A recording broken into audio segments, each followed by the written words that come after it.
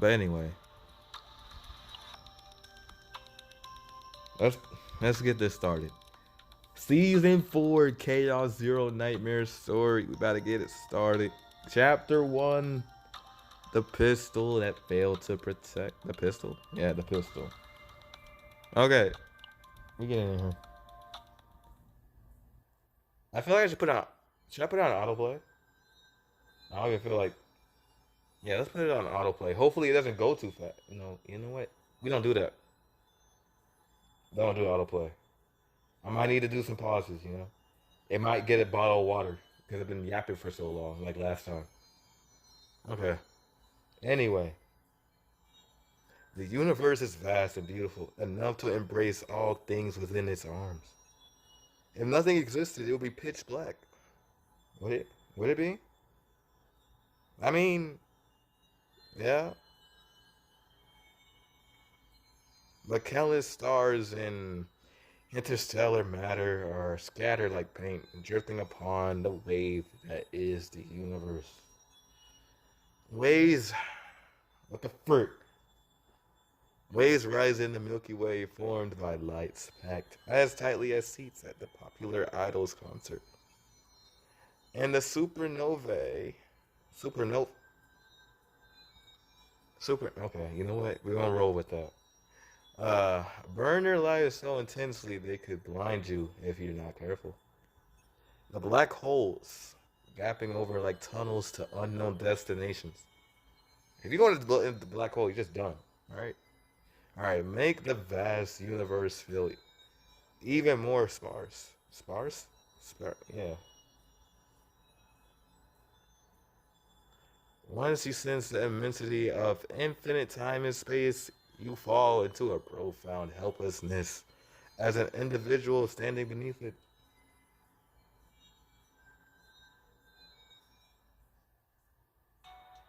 Yo, it's Renoa. Renoa, what's up? Is it? No, I think I need to look at the old story. Cause I think Renoa's been in like every part. I'm not gonna lie. Alright, anyway. Captain. Is something showing up on the monitor? Yeah, I'm pretty sure.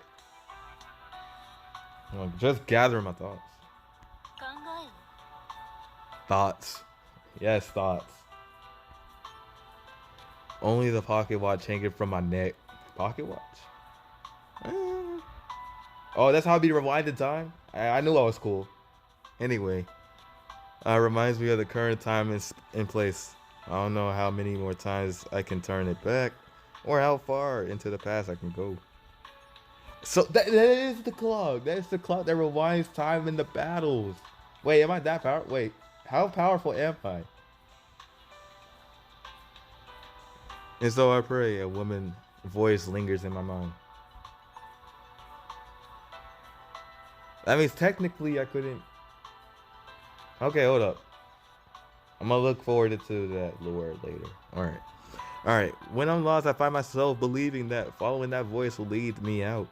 At the same time, I can't shake the suspicion that the voice itself may be what caused me to get lost. This is in my thoughts. Renoa's just looking at me, bro. Why am I thinking so hard? Alright, you know what? It's on. I'm not sure why, but it looks like you're having unpleasant thoughts. Alright. You know what? You got me.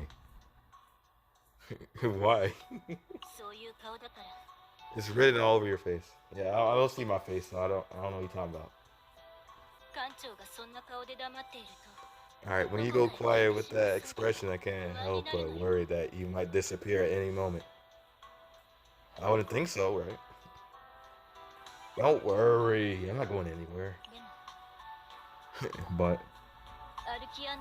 having received missions from my Arcanan, you know what? We're going with that. I'm not about to go back to that word and try saying it better. Alright? I might say a word if I try going back to it again. It could be crazy stutter. Like this. I can't afford to let my guard down. You absolutely can't act recklessly like you usually do. Yes, I can. I could do whatever. You know what? You know what? Let's respect Renoa, you know? This time, above all else, your safety comes first.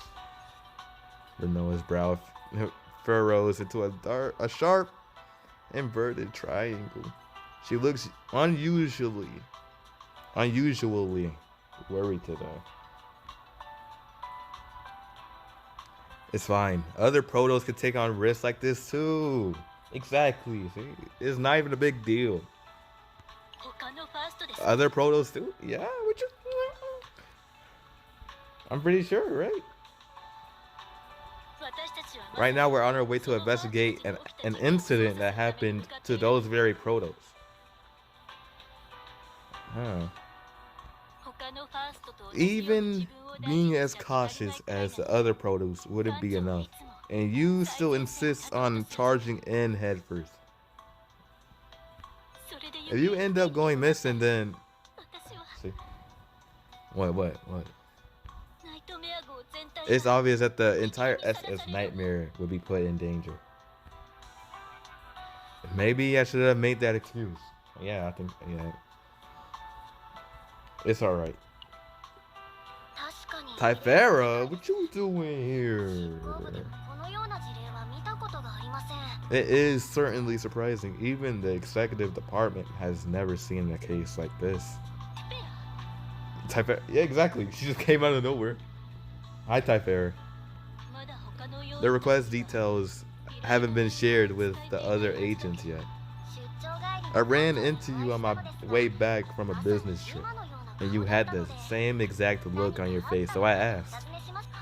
Hearing about it, I could understand why you'd be so worried, so I offered a bit of a special support to lift your spirits.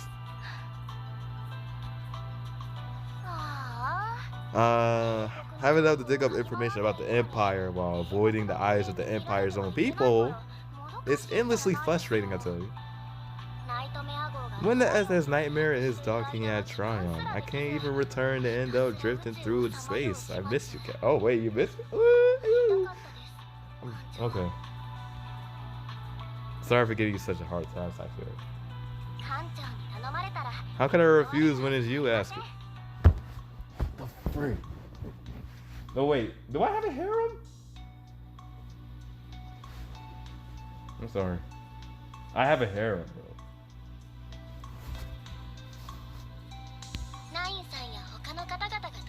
Alright.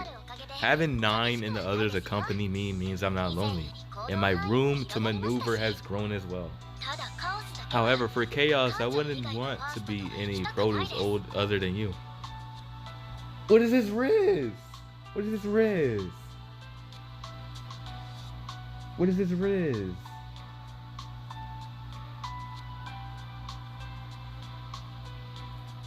It's okay.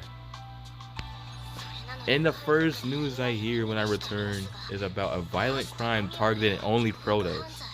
Oh, I forgot that Arabella is a villain. I mean, we can work something out. Alright, honestly, I'm worried. If I were still a marshal, I would have never been able to left your side. I mean, it's Arabella though, so she could do that stuff. Alright, I worry about you just as much as you worry about me. Oh, do I though? I'm joking. I do. It's fine. If you ever need my support again, just call for me. I'm always happy to help. Of course. Typhera gracefully slips out of the operations command room where Noah watches her retreating figure with a dumbfounded expression. So would you? Wait, you jealous that she raised me up? I'm kidding. A shadow immediately falls across Renoa's face. Since it's come up, maybe I should check once more. Before Renoa can start nagging, the operational director received from the Arcanon. Arcanon? Yeah. You know what? Yeah, that's what I'm gonna call it, the Arcanon. Alright? That's what I know that ain't the right pronunciation, but you know, it is what it is. It is pulled up. A case summary and attached footage materialized in hologram form. Let's say it. Wait. See, I messed it up. See, that's the first. Calm down. Alright, anyway. Let me say it once more, Protos. R Oh, come on, you got no. Who, no. Produce are the.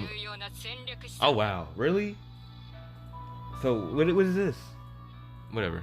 All right, produce are the most critical strategic asset to the empire. The empire possesses. The Imperial Military Academy that trains produce brass at scale and facilities unmatched by anyone else investing an astronomical amount of capital and resources into cultivating a single produce. They are indispensable to the Zera Empire efforts to purify chaos, and proud heroes who lead the charge in the protection of peace across the universe. But, I'm sorry. Alright, recently a series of disappearances targeting only the Empire's produce has been occurring. Uh-oh. As you may know, a crime specifically targeting the Empire's produce is unprecedented. Whatever the freak that means. You couldn't use a simpler word? Use all these big words and crap? Alright. Under normal circumstances, I like to bring in those who've given lax in discipline and give them a stern lecture. But since we can't reach them, that's not an option. Our divisions, such as the Investigations Bureau and the Executive Department, have confirmed the severity of the matter and are moving swiftly. The SS Nightmare is likewise to devote all efforts to confirming the whereabouts of the missing produce and securing custody of all the suspect. Understood. Produce going missing? How on earth could this... I meet Renoa's where he is. Of course. That worry must surely be mixed with some bewilderment as why anyone would commit such a horrific crime, but what weighed more heavily was the disbelief at how someone had managed to abduct the produce. The Zero Empire's most vital strategic asset. Wow. Arabella, yeah, take me, bro. Dude, I'm... For anyone who knows what the Empire is, it's okay. It's the media control ability to completely suppress news of the galactic disaster level incident, and the sets of capabilities of the Enforcement Bureau, which blazes the path forward for the Empire, would never dare such a reckless act. Given that this involves crimes against produce, I have no intention of putting the captain at the forefront. The Investigation Bureau will handle the matters within the Empire, and the Executive Department will act first against external factions, so feel no pressure. I'm thinking I'm gonna feel all the pressure. Arabella's after me, you know? I should... If what you say is true, then what we need to do is something related to chaos. That's right. It's a task only the Archeon's produce can handle. Of course. Yeah, something only I can do. Yeah, y'all can't. Yeah, me and Arabella. Okay, these disappearances cases follow a pattern. Each other produce went missing after being deployed in Chaos missions around the same time the Chaos cores were annihilated. So Arabella hides nearby, waits till he's done with the hard work, snatches bro. I don't even know if it's really Arabella doing this, but that's my assumption because she is with that Annis girl, the octopus lady girl, if we've seen the trailer. Alright. Oh, you know what? That's probably it. Anyway, based on the analysis of the disappearance cases pattern, it has been confirmed that the produce scheduled to be dispatched in the Iron Rain on the Chaos mission has a probability of nearly 87% of being the next target. How do we get percentages on that? I don't know. Yeah, they better hope he get that 13% or he's cooked. Alright, the SS Nightmare will protect Ash, the Empire's produce dispatched to the Iron Ring. And in the event of an emergency, accompany her on chaos missions or immediately apprehend the suspect. Can you handle it? Of course, I'm produce. I'm produce. I do all this stuff. Excellent spirit, very well. Phew, then move out immediately. Yeah, I got you. Yes, understood.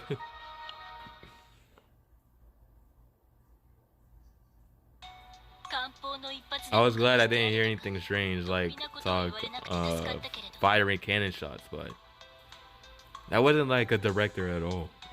No. And the pattern of the disappearances is suspicious too. If the annihilation of the Chaos Course and the disappearances of the produce are connected, there's only one possibility that comes to mind. What's that? A byproduct generated with the produce sacrifices themselves to annihilate. Wait. A byproduct generated with a produce sacrifices themselves. No, whoa, that was a slip up. Themselves to annihilate the Chaos Course. Don't tell me that. This a flashback? I'm assuming. Alright. At the location where Asuna's signal was last detected, a gem of an holy thighs. Okay, I'm sorry. Unprecedented. What is that? They use these nature was found. The reason was unknown, but it seemed as if Asuna sacrificed herself to seal the core of chaos. Chief Yuki. Chief? She's a chief? I'm sorry, I think I locked this game. I'm sorry, guys. Alright, Chief Yuki immediately recognized it. She was certain it was Asuna. A produce turned into a gem? Scholars named it pronomium and began to research. Pronomium? The substance unknown to all but a select few within Terrorization's SID.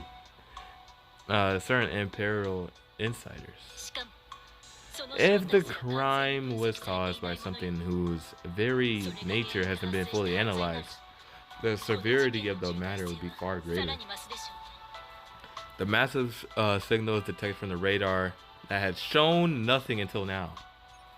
Renoa manipulates the panel to adjust the monitor. She spots a small dot reflected at the center of the screen and lifts her furrowed brow. Captain, we'll be arriving shortly. I should send a docking request. Yeah. Alright, phew. Getting nervous won't help anything. Oh. Let's go to the SS Iron Ring. I'm assuming that's it was you. I'm kidding. Alright. Got it. I'll be right there. Just need to finish inspecting the guns. Oh, this is the weapon room? Let me see what y'all got. Oh, wait a minute. It's stacked in here. Like, what type of combatant am I? Now that I think about it, do I use guns? I know I got that clock to rewind time. That's crazy work. Alright. And Nika looks over it with her gunblade. Gunblade? A great sword fitted with a cylinder from every angle. Just as she's about to inspect the cylinder, a torrent of nagging pours out of her communicator as she squeezes her eyes shut. Aren't you being extra annoying today? I'm just the guide anyway, so I'll have to join up later. And I heard some Imperial folks are coming along as escorts too. You said you were curious about the produce too. Just wait a little and I'll get you the meeting in no time. Yeah, once this job is done, I'll definitely treat you to something good. CJ, have a wonderful rest of the stream. I appreciate you stopping by alone. Appreciate the raid as well. And I will see you next time. Have a good night. Yeah. Once this job is done, okay, I did that already. See you later. Signing off. Phew. Ash always manages to keep me on the line for hours when she calls. Healed. I healed. Anika. Do you know how many flags you just raised? Ash is in serious danger right now because of you. Flags? Anika. Just wait a little. We'll make you back alive. Yeah, once this war is finally over, by then I'll definitely go home and sleep all day. A full 20 hours. 20 hours? Why you sleep for 20 hours for? Gotta twist it like that. Oh wait, what? Gotta twist it like that to dodge the flags. I'm not entirely sure what that means, but it sounds like one of those jokes your platoon members tease you about for not being funny. Thank you for your enthusiastic response. I'm fine. Just take a look at my weapon.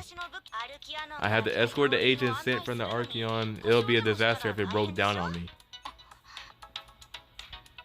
That's right, Akina. The Buffalo Bomb Squad, representing the Iron Rain to welcome our Imperial guests, cannot afford to look sloppy.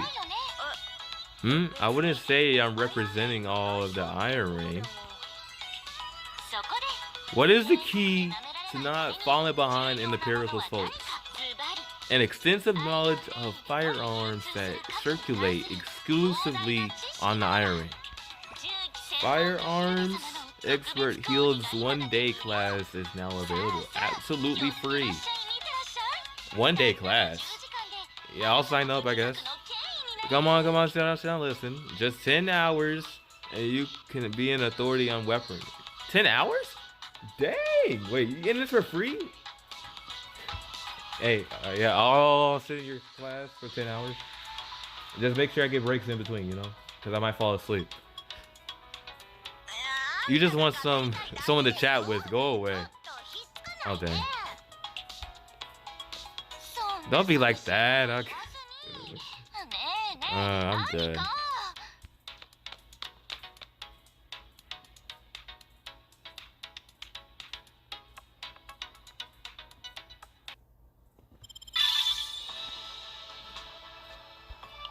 Okie dokie. No, we have to do a chaos. I see it right here. What the freak? We have to do a chaos run. Well, not really, but... Oh, I read the wrong thing. Okay, so the first thing was called the Start of the Chase, and now this one's called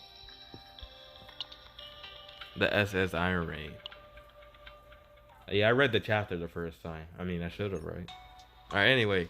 The interior of the SS Iron Rain's arcs maintained a somewhat dated appearance and city structure compared to the Empire or Terroration.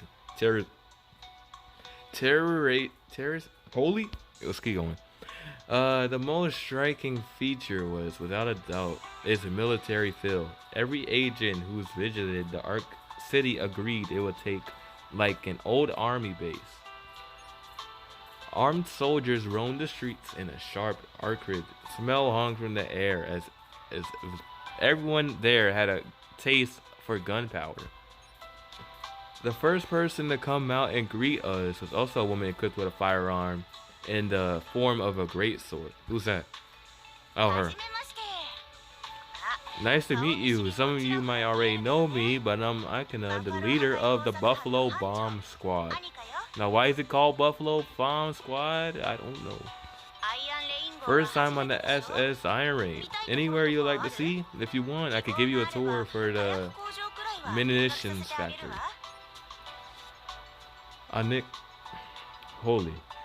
Annika gestures around with the tilt of her head with both hands stuffed in her jacket pockets.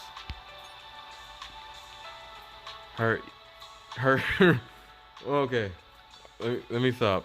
Okay, her easy grin radiates composure like a guide leading tourists from out of town.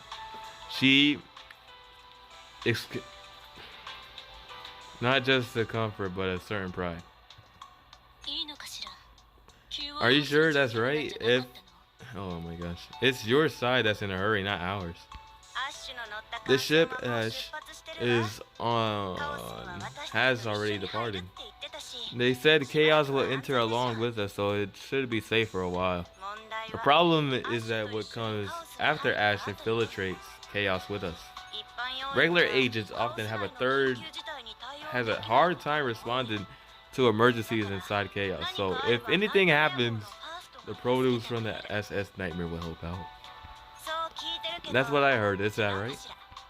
I heard the Iron Rain is far more shorter on produce than other arcs. You seem awfully relaxed given the situation. Owen? Owen? What? Well then. Would it be alright if we looked around the SS Iron Rain? What's this place known for? Any restaurant recommendations? Of course, you want to eat. Ooh, wait, I should pull up that card, but I can't. You'll know what card I'm talking about. Ray, don't you think it makes us...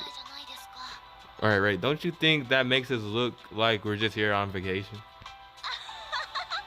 I'm not sure there's much to recommend compared to other arcs. The buildings are old-fashioned, the culture is old-fashioned, and the food tastes like rusty iron. Oh. So once you get used to life here, there's no place quite like the SS Iron Ring.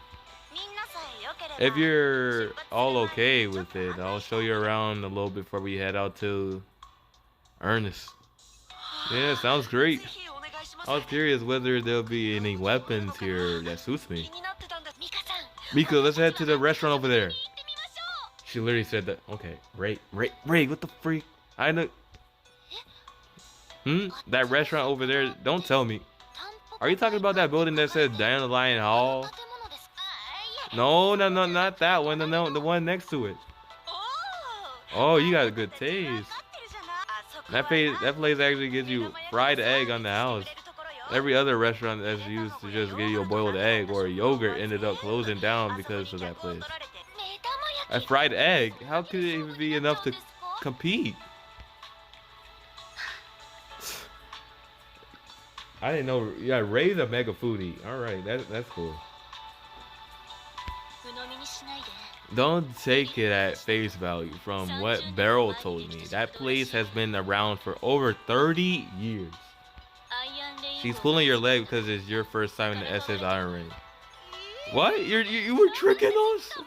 Yes. I got busted. Crazy line. Alright, after you got a good laugh from the exchange of jokes, a brief silence falls. The odd stillness born from the quiet opens up the field of view. Not just the other people right around us, even those a few steps away, resting or chatting, all had their attention fixed on us. The wary, guarded looks of people who certainly distinguish each other by origin put the outsiders from the Empire on edge. As you know, the SS Iron Ring was founded by people who broke away from terrorization because they didn't want to be tied down by the Empire.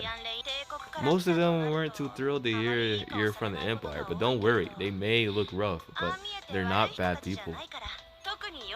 If you don't have anything else, do you know how about we head to the Commander Center instead? We've got a crew member who makes incredible cup of coffee. I'll treat you all to one while we go over there to the briefing. And better than taking an unnecessary break. Oh, but I really want to check the SS Iron Ring. The command center would be fun to see too. Fine. Yo, okay, bro. Alright, let's head out to get that coffee.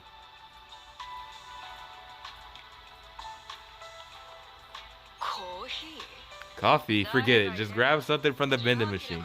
They what's up with you? That's so mean, Janet. I got my own attitude, sure, but serving an instant coffee to the Empire's produce, that takes some nerve. I treat people according to who they are. I figured they weren't the type to get offended by a little honesty and immediately undock and head back to Tryon. Where do you want to take the Arcaneon for? Maybe she's just trying to be friendly in her own way? I don't think so. But it don't seem like pushovers. Okay? Okay, yep. What? You trying to pick? Fine. This is the mission you volunteered for. Akana. I don't need to stick my nose in it. Just make sure you just finish inspecting the weapons. I'm out. They ain't just dip like that? Okay then. Janet strolls out of the command center with her usual casual gait. Akana slumps her shoulders as she stares at the empty table. Not offering you anything at all feels awkward too. It's fine, we appreciate the thought though. I didn't come here expecting VIP treatment like the other produce. We prefer getting straight to the point of briefing over putting on airs and acting all proper. Renoa takes a seat in front of the monitor with a relaxed expression. The other agents unbothered are busy taking in the sights of the command center. Wow, there's so much equipment here that we don't even have in the SS Nightmare. That one looks exactly like the self-destruct button, doesn't it? Don't you press it. Don't, oh, see, she's gonna press it. Don't go pressing it, please. Okay. And then a few seconds later, and like, the seat next to Renoa is empty, so I take it to settle in comfortably. Gazing at the monitor, Akana glances back and forth between Renoa and the other agents. Then, as if deciding it doesn't matter, begins the briefing. You will probably brief before coming, but your mission this time is to escort the Imperial Produce dispatch to the Iron Ring.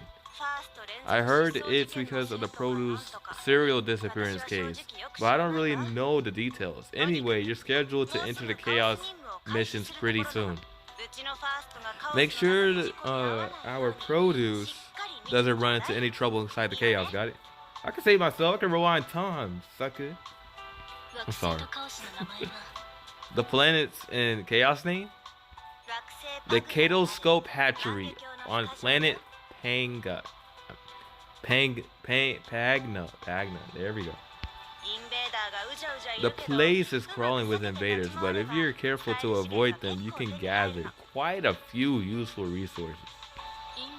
Invaders, huh? The Chaos itself looks like to be a sub-large scale at most. Shouldn't be too hard. Why did the Produce depart ahead of everyone else? Who knows? Apparently it was to sync up schedules with some academy and Lumi.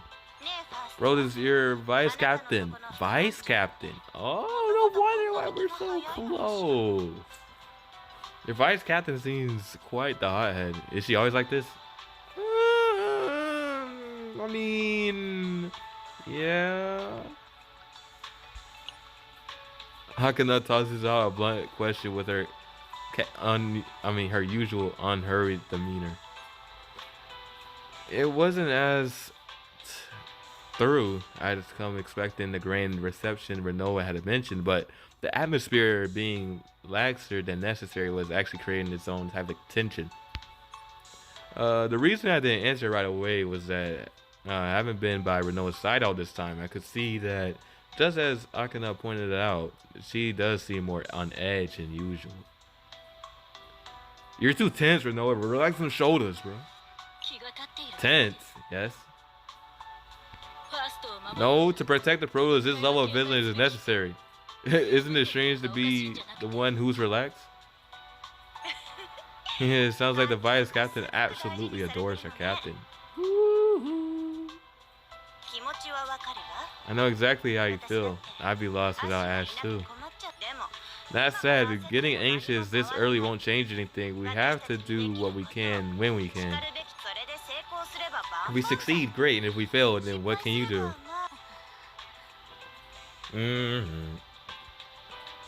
These two are complete opposites, right? Renoa? I forgot her name. Renoa? And Annika. There we go. Annika. Oh. Alright.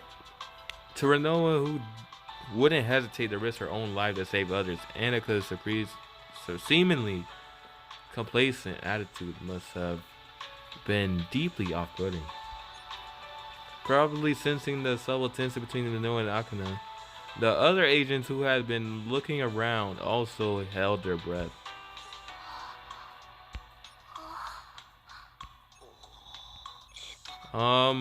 So do we head out now?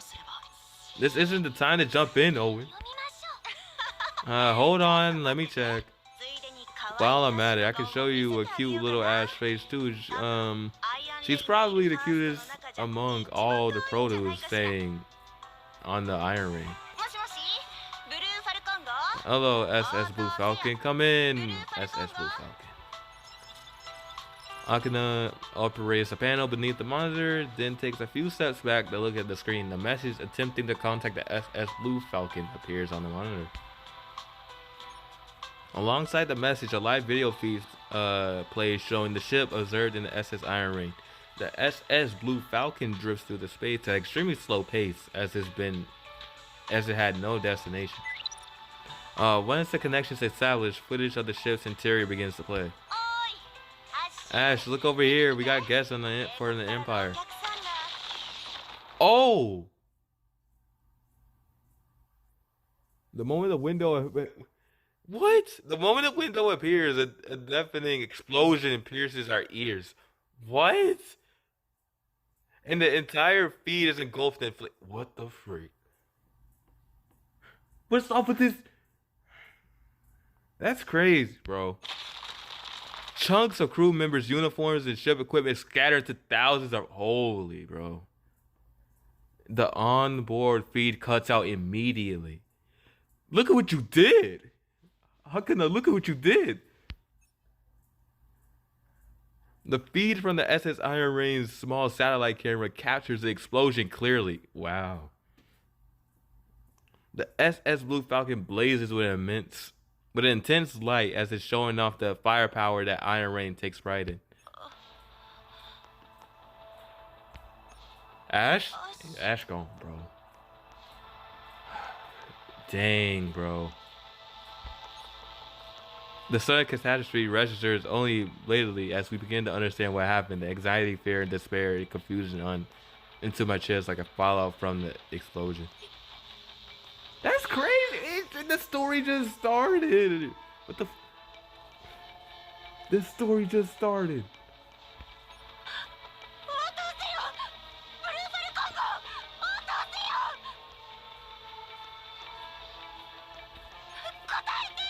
Oh my gosh. You should have called. The explosion of the SS Blue Falcon fills the window that takes up roughly half the monitor in red. Akana collapses as though the strength has been drained from her legs. The red light pouring from the monitor washes over roughly half her face and hair.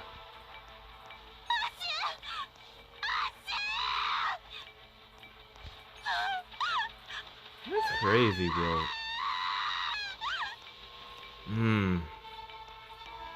It's crazy. And did she have to watch Ash just go away on live? Like, wow. That's crazy, bro.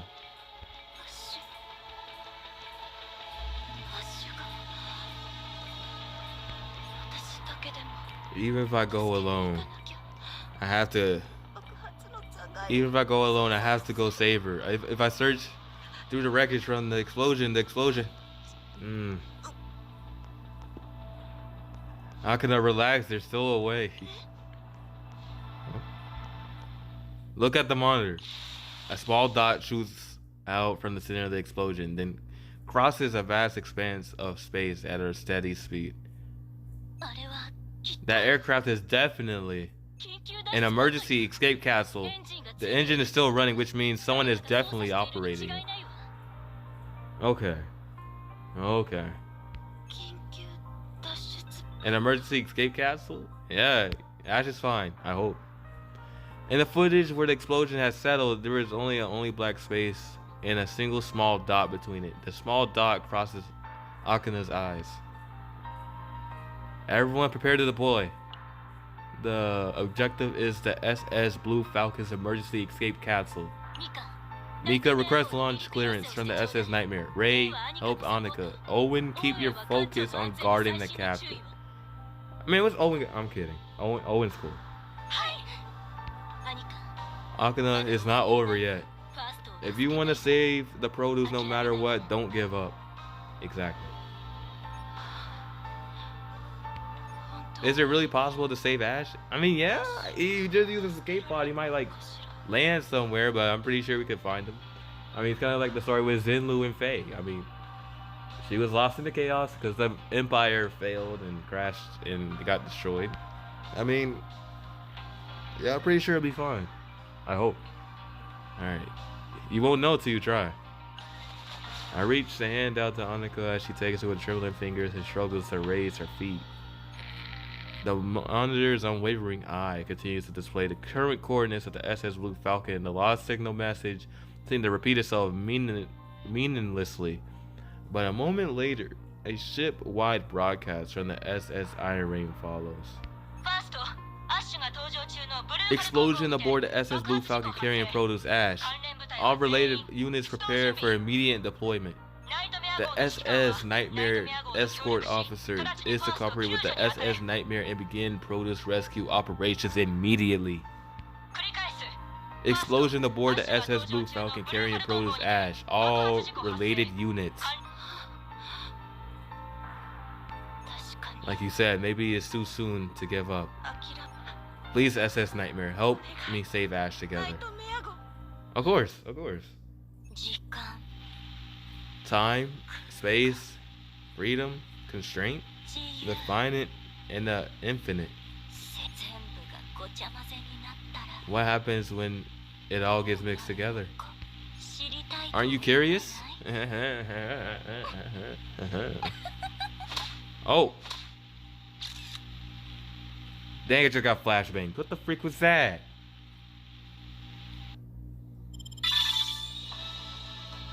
Was that Ash? Or am I tweaking? Alright, well. Ooh, Kalescope hatchery. Alright, here we go. Alright. We're gonna be in this one for a little bit. Oh, but the chaos is small. Okay, so it's not that long, but for some reason I just don't like this. I have to use story team. That's okay.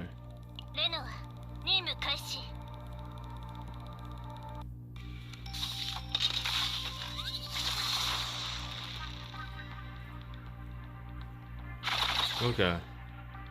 Episode 3, Red Dot. Alright, all agent status report. Renora entry confirmed. Ray entry confirmed. Mika entry confirmed. Alright, can you move, Akina? Yeah, I'm much better, thanks. Annika entry confirmed. Janet, confirm your entry. What a freak, man. Alright, you sounded so urgent that I figured something was up, but what on earth is this? Janet, for now, entry confirmed. Good, then we confirmed the infiltration operation. Renoa, please give us the mission briefing. The emergency escape capsule crashed into a small chaos near the Kalescope hatchery due to the explosion. The SS Iron Rain is responding by moving a large number of forces all at once on top of the urgent need for Proto's deployment makes an immediate response difficult. If any survivors from the SS Blue Falcon are confirmed, securing the survivors takes top priority. Understood.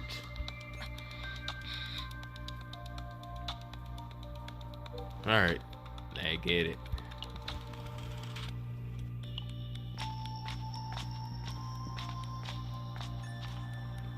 Alright, this Oh. Oh, I'm at. Okay. I'm thinking this is gonna be like a. Okay. We got the coordinates. Now we just need to get to the gauge on where the capsule actually fell. How are we supposed to find a single small capsule in a place like this? We need to follow the trajectory of its fall in reverse. The coordinates provided by the mission control are clear. However, it doesn't mean a single coordinate will get us there to the accurate location of the capsule that fell somewhere in this vast chaos because of the explosion. Alright, let's get some information.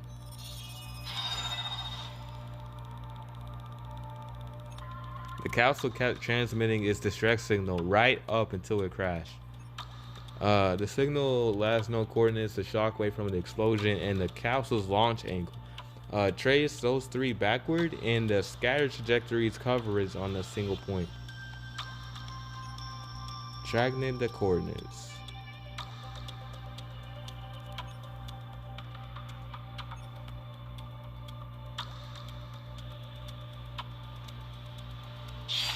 Choose one card. Oh. Alright, the fall trajectory and the identified coordinates are converging at one point. We're zeroing on the exact location on where the capsule should be. We found this soon? Form up, we'll depart immediately. I calculate the optimal route from the chaos outskirts to the coordinates identified as the capsule's location. The agents move in fusion, each holding their position. Alright, keep going. Try making this quick.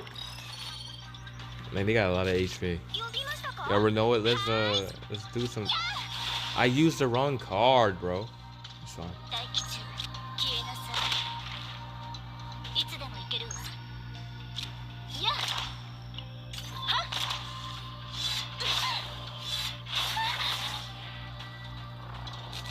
Three more routes? What the frick?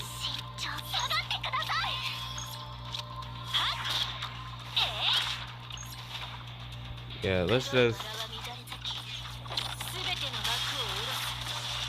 huss.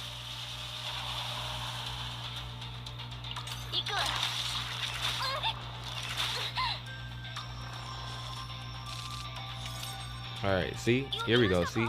Hungry Ray. Exhaust? Why we gotta exhaust?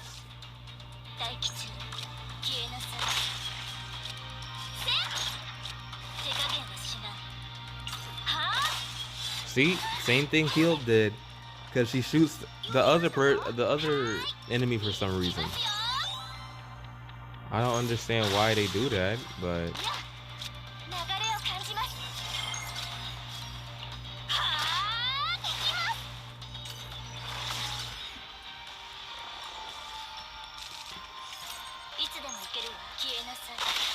perfect.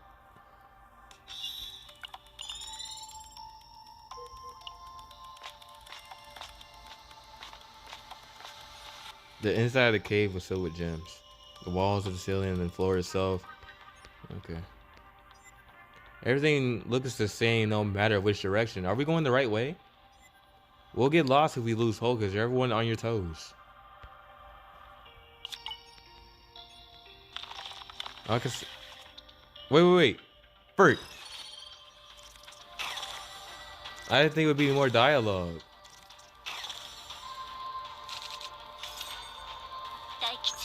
They only showed on the screen for like a second, bro.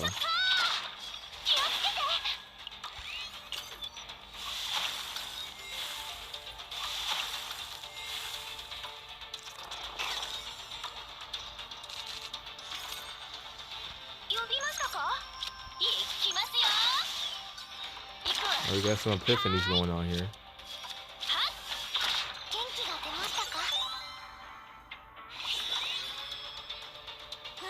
Oh yeah, this is cool.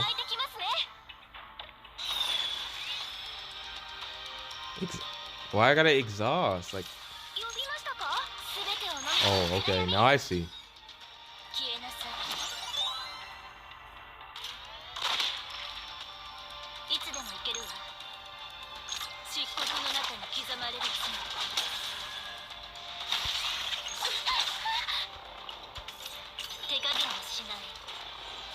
What is up with his HP? That's a little weird.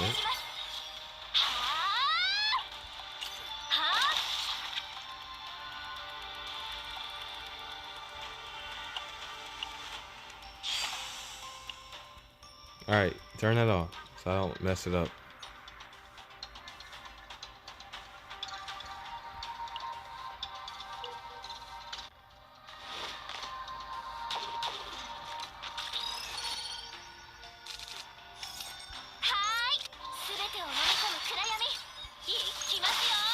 $15 HP. Wow.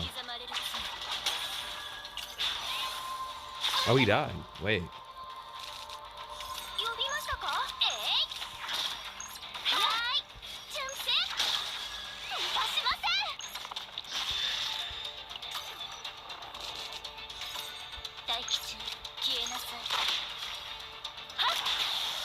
Renoa shoots so slow.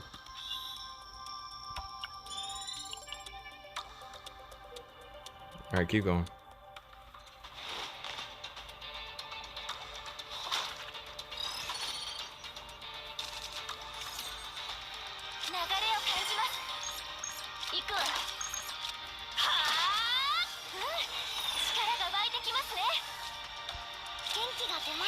They only if I had something for that 1 HP, but I do not have that.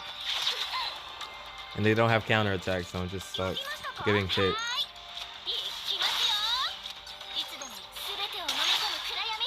Use this, and then use this.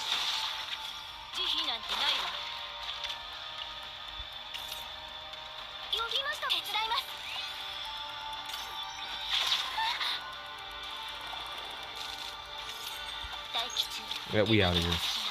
Yes, sir.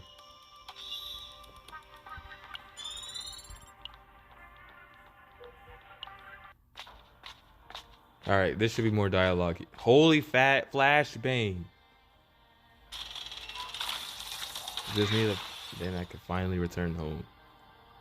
The first thing I'll do is go see my family. It's just like a... why? The deep into the cave, the group comes into a hole. Ahead of them is a faint flickering of silhouettes. I never thought we'll run into members of the Iron Rain here. The soldiers paid us no mind whatsoever. There is something disturbingly unnatural about the way they endlessly repeated the same movements. Those aren't real. Huh? What do you mean not real? I mean, yeah, they don't look normal. And the gemstones in this chaos is known to reflect the thoughts of people. I faintly recall that they explicitly target a common emotion. What was it again? Ankana stares at the phantom soldiers with creased brows as she delves through her memories. Those echoes of desire were firmly rooted in place, endlessly repeating the same motions over and over. Will we get desire cards in here? I don't know. No, the dialogue. Bert. I'm sorry, y'all. I'm sorry. Are their hearts truly consumed by nothing but the desire to possess those crystals? An unsullied desire stretches outward, and along with this particular desire, as they dream of returning home one day, they collapse onto the gemstones. Do I need...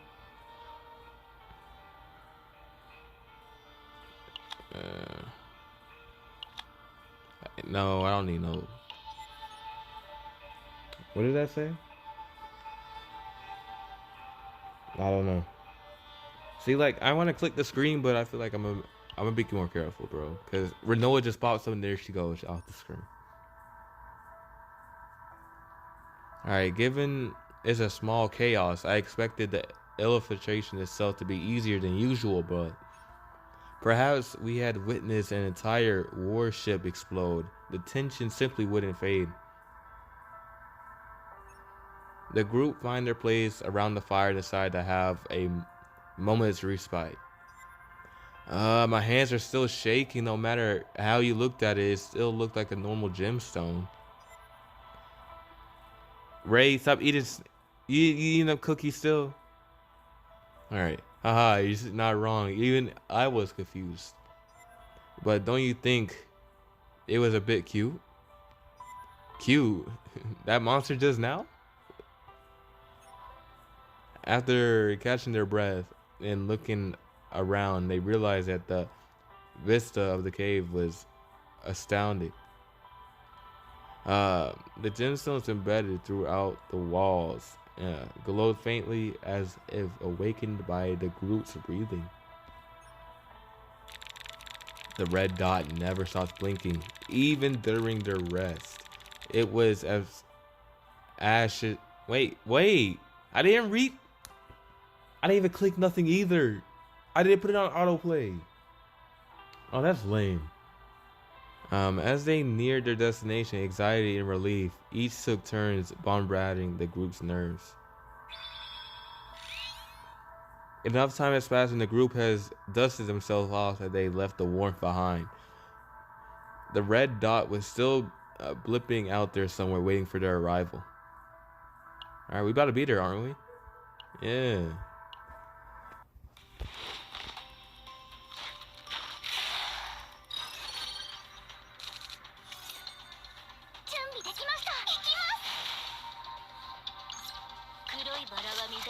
I should have waited till I got some dirge bullets, but I'm just trying to get these enemies out of here.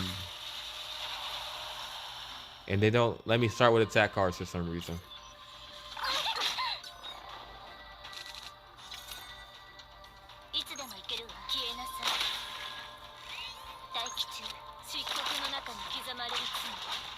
Alright, you should be dead.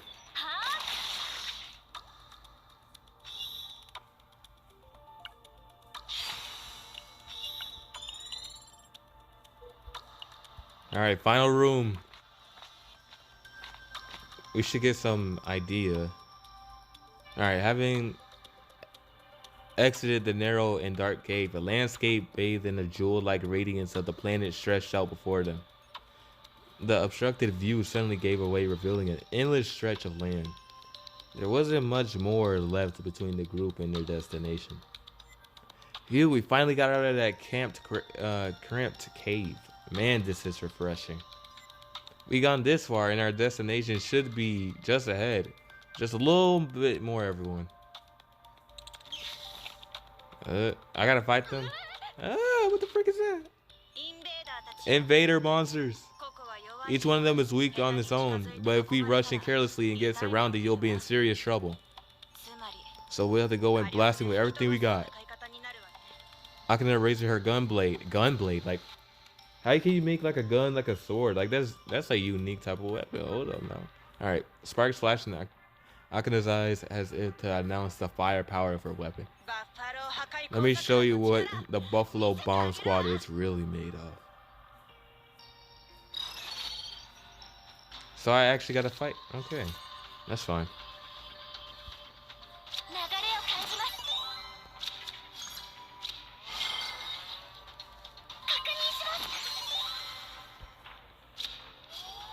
Oh, I got Whirlpool. It's over. It's over. Got the AoE attack.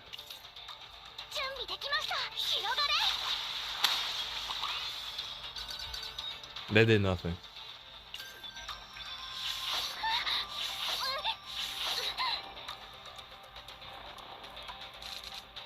Okay, we're gonna get morale.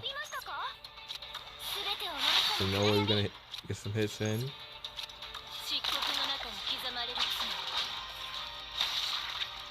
Oh, Epiphany. That's why it wasn't letting me choose the other stuff.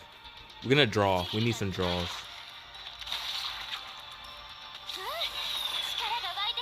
I don't think I have no zero cost though, so there's really no point doing that. Do I have dirge bullets? I'm pretty sure I do, maybe? I probably like one or two. Probably none. 516 crit? Oh. How much crit rate does Evernoah have, actually? Because these are story characters, and for them to crit so easily. Okay, boom. Phew, thank you. That made the fighting a lot easier. I thought this mission would be much safer than usual, and I'm already fed up. Given the scale of the chaos, no powerful monster should appear. The problem isn't the monsters, it's the additional threats tied to the ship's explosion. Is that why you're sticking close to Captain to offer protection? I mean, as she should, right? I mean, she seems to care a lot about Captain. If you're cracking jokes, I guess your energy's back. Like the captain said, I'm trying to hold on and hope as much as I can. Mopping around won't do anything but drag the Buffalo Bomb Squad's name through the mud. Right, Janet? Janet's just been quiet the whole time, bro. She's just been walking with us. I don't even think she's been doing anything in combat either. She's just been in the back, just watching. I should have stopped Ash when she said she was head out first. I let my guard down too. I wish I had. Only if Janet, I told you not to mope. There's no point in bringing you along if you're gonna be like this. We're bomb experts, not a rescue team. We can help all we want, but when it comes down to fighting monsters, but everything after that has to be left entirely to you. Of course, that's what we came here for. I'll keep guiding the way. Everyone move carefully. On it.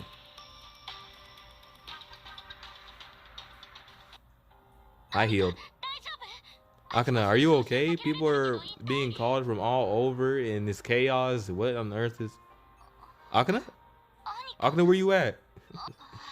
Oh, she's already deployed. It will take a while for support to come here in the SS Iron Rain. I hope she's alright. Right. Unless it's a seriously dangerous situation, the payroll crew that went with Anika, freak, bro. That's crazy. Annika will handle it just fine. Fire Team Fox was excluded from the call up, so me stepping in would only complicate things. But Annika didn't. Did she finish expecting her firearm? Oh. She didn't. Uh-oh.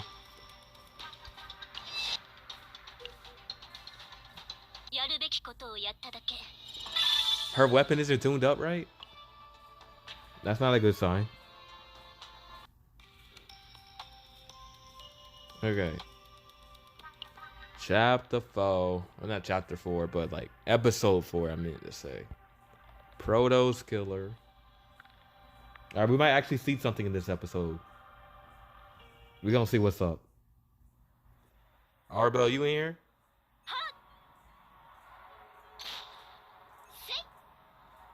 Yeah, beat him up. Janet, now. Ready.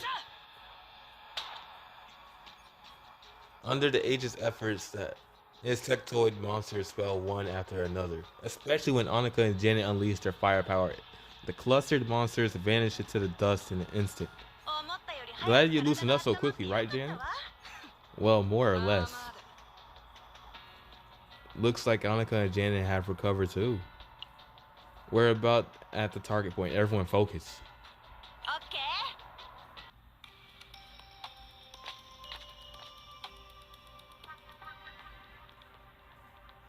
Is that it? That's the pod, right?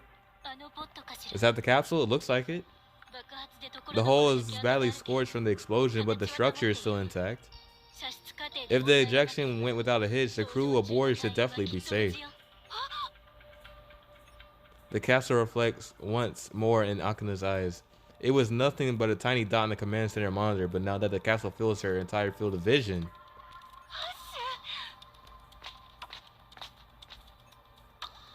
With each step closer, Akana takes the capsule reflected in her retina grows larger. As the capsule door opens, even Janet, who was on guard, brightens. You're really alive? Annika, when we get back, I'll make coffee. That's the least I can set my mind on these.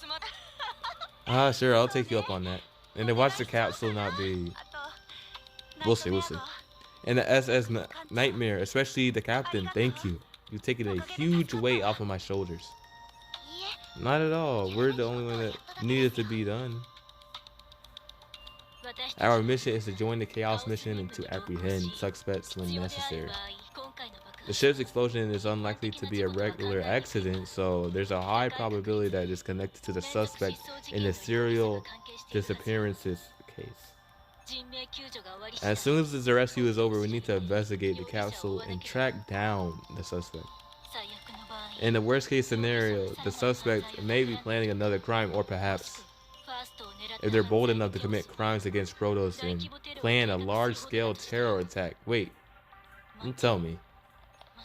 The footsteps from inside the castle, then suddenly something is hurled out.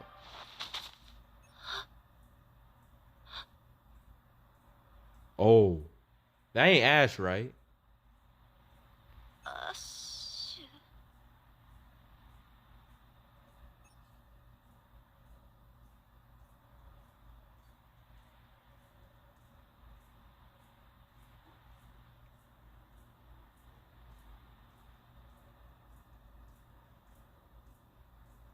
Wow. Wow. Yeah, he's done. She's done. He's done. I don't freaking remember the gender. But Ash is done.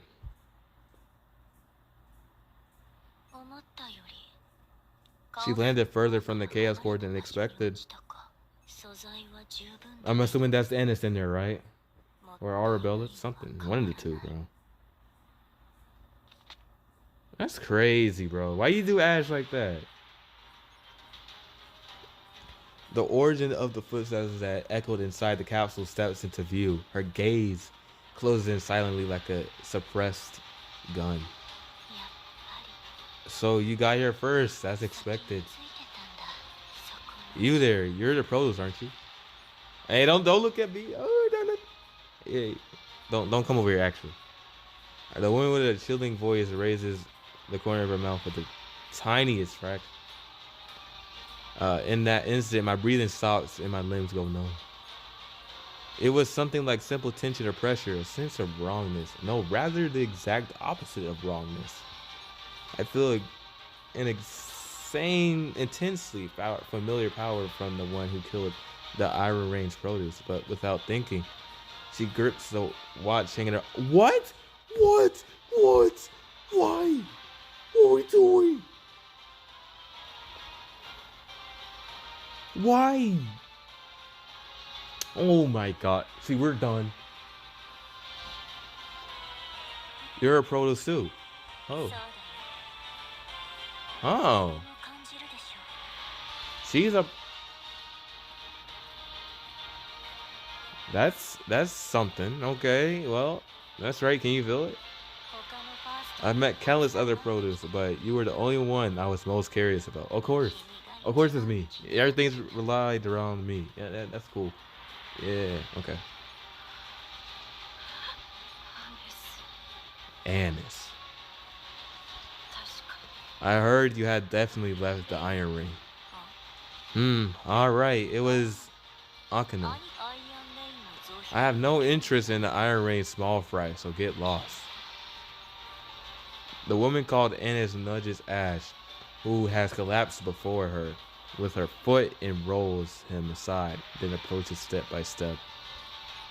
A shadow falls over Annis' expression without so much as a signal. Renoa had the other agents each raise their weapons. Stop, we are investigating the Protoss serial disappearances case.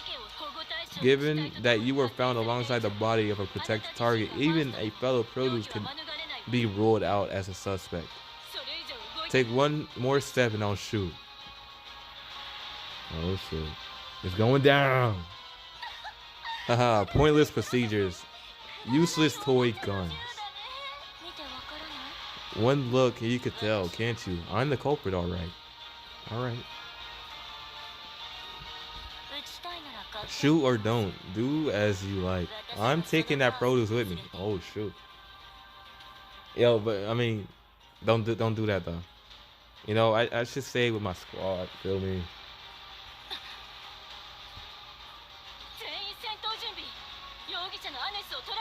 Everyone, prepare for battle. We're taking the suspect and it's alive. Understood. Wait, we got a fighter? Oh, easy. You see, it's a 5v1.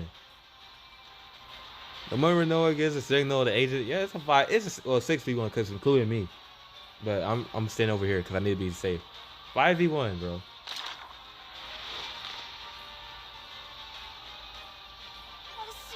Ash, open your eyes, Ash. The moment Anna's heels lifts off the ground, Renoa pulls the trigger. A bullet flies out with a gunshot, but the tentacle erupts from Annis's body and scratches it in an instant. What? That's some unique type of tentacles. The most powerful being closest to the very essence of chaos. Oh. Yeah. Your memory. Sucker, what is... Hold up. Your memories.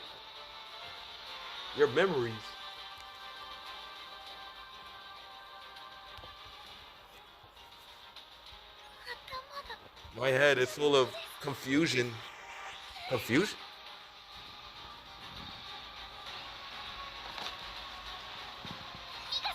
Mika. I'm fine. I can still fight. She can't. Oh, she just freaking soloed us, bro. Come on, bro. The agents facing the tentacles all grab their heads and recoil without exception.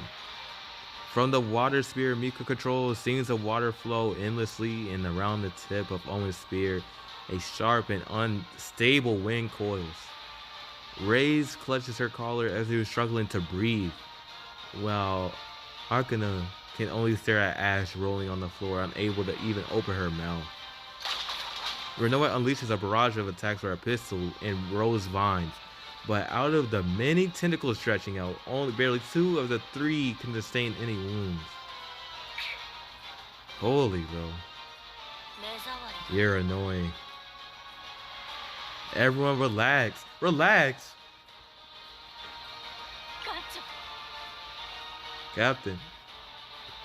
Mika, protect the agents from the rear.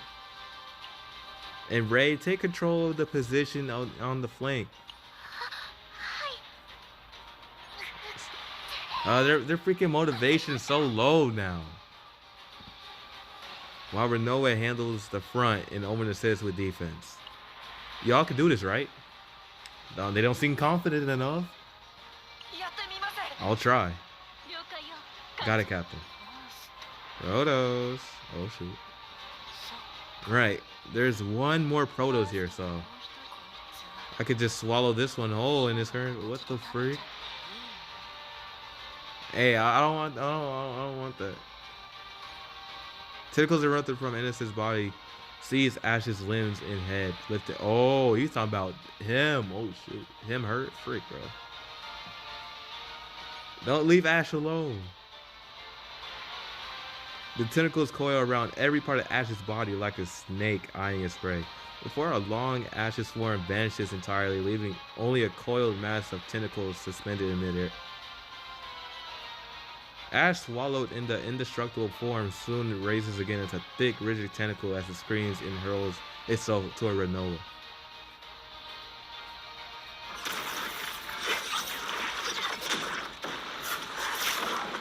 Oh my gosh.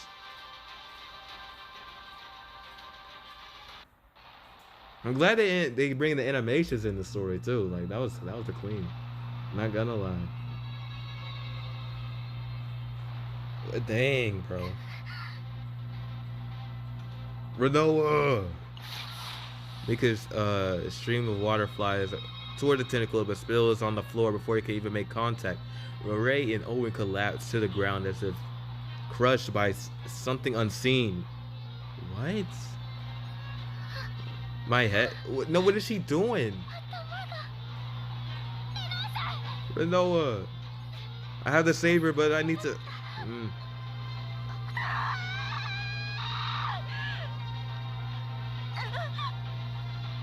We're just cooked. Akana lets out a scream and swings her gun blade at the tentacle. Whether from the sudden swing or something else, the cylinder of the gun blade jams mid-rotation, and the tentacle, having deflected the blade, slams right into... Oh, shoot. You have no power at all. Meaningless. Scraps like you should be torn to shreds. Oh my gosh. The tentacle coils around Renoa even tighter. Renoa drops the pistol she was gripping. A sickening crack sounds like its bones throughout her body was getting twisted out. Oh my gosh. At this rate, we're all due. No. Why would you let her take your freaking clock though? Like you could have. Oh my god.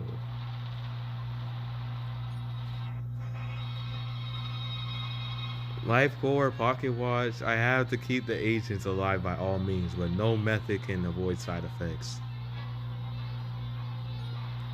In that instant, some kind of image flashes through my mind.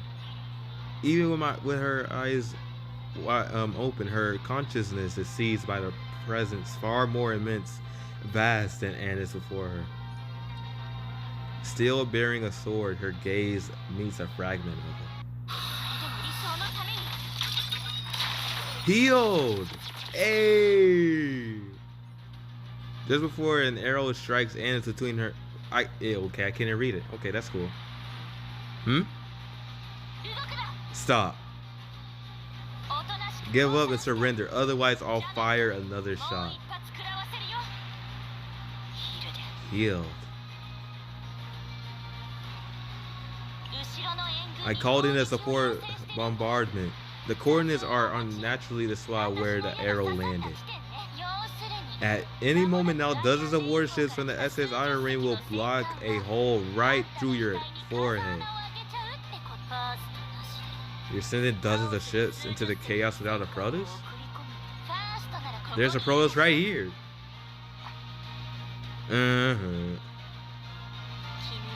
That's unlike you, Healed. You've changed a lot yourself too, Anna. That's enough small talk. Drop any thought of resistance and surrender. Brothers of the SS Nightmare. It's not over yet. There's no distinction between the end and beginning. Oh, she left. Anna releases Renoa and then calmly walks towards the chaos interior. Annis? Stop, I said surrender, not run away. He was losing arrows one after another, but some were blocked by tentacles and others were swept away by a sudden chaos storm. Through the chaos storm, the silhouette of the steel bearing a sword shimmers and then disappears. Something feels off about Annis's retreating figure as she vanishes. Is she gone? I don't know. Is everyone okay? Anyone hurt? We got mollywopped by tentacles, bro.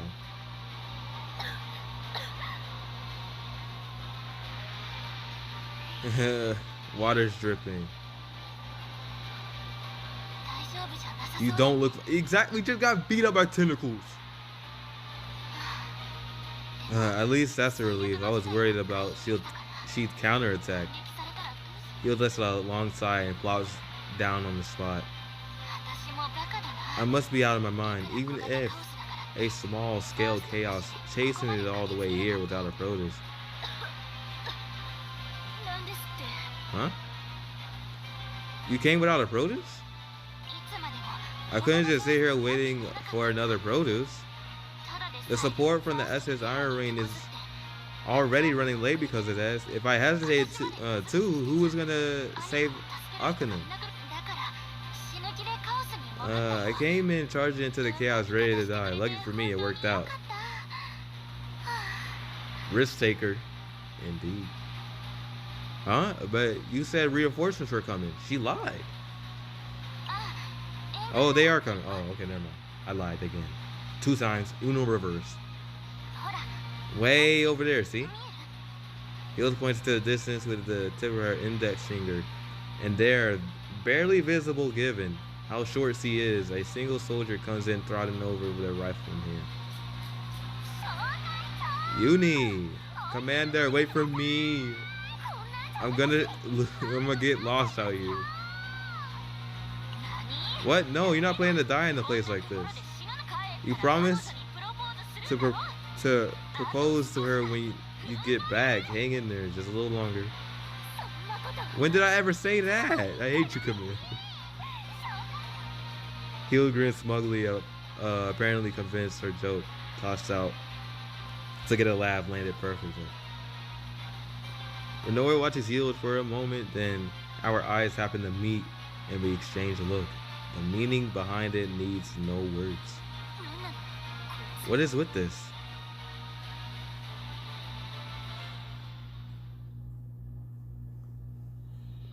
Crazy, bro. And this needs to be stopped. It makes me think, is she gonna be a playable? I don't know. I'm having a feeling that she might be playable later. Let's see. Fire Team Fox, episode 5. Hey there, I'm Healed, the commander of Fire Team Fox. Fire Team Fox, interesting. My main weapons are my gorgeous folding bow and my razor sharp mind, and the gyat cheek. Alright. My weight is a secret, and my nickname is the Battlefield Trickster. Nice to meet you. How can you introduce yourselves as a trickster? That's so embarrassing. I'm Uni, a member of Fire Team Fox. Pleased to meet you. Renoa, the vice captain of the SS Nightmare. Thanks for saving me. I heard that the Empire was sending someone. If Akana hadn't tipped me off, things could have gone really bad. Right, Akana?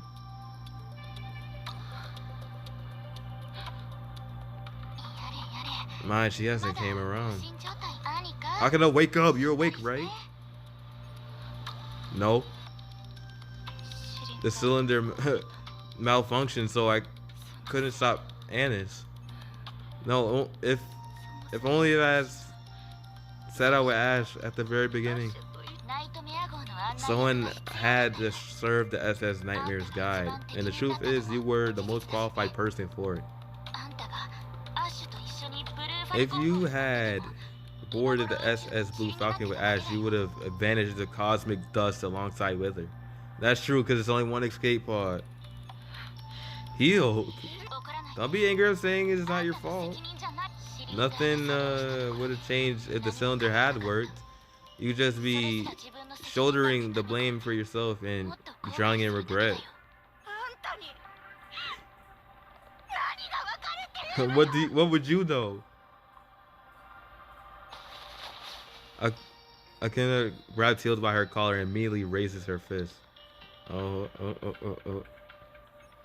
Healed doesn't so much twitch an eyebrow. Instead, she turns her cheek toward Akana as she's offering it out of pity. I know better than anyone. If you're gonna hit me, go ahead.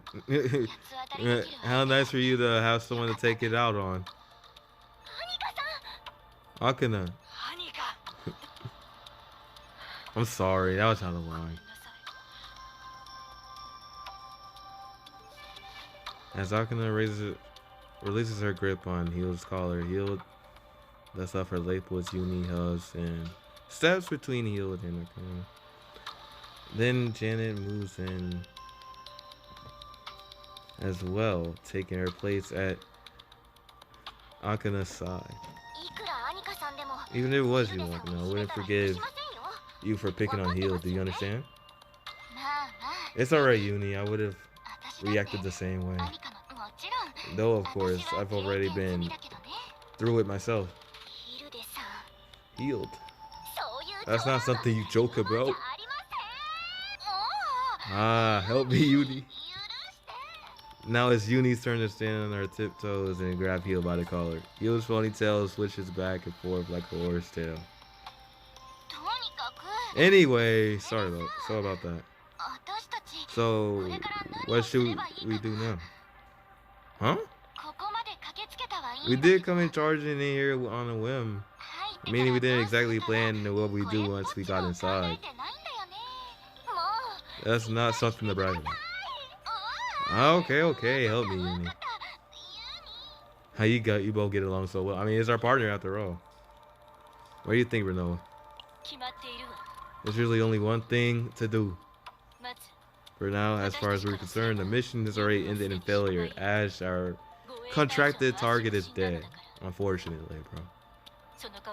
But the serial disappearances are Protoss members. No, we identified Anis as the culprit behind all the serial killers of Protoss members. If the target is a fellow Protoss like you, Captain, we'll have to request a joint investigation with both Executive Department and Investigation Bureau. And of course, we'll need to keep pursuing Anis ourselves to make sure she doesn't flee the planet or commit any further crimes. So in the end, we have to go after Anis. Yes, sir.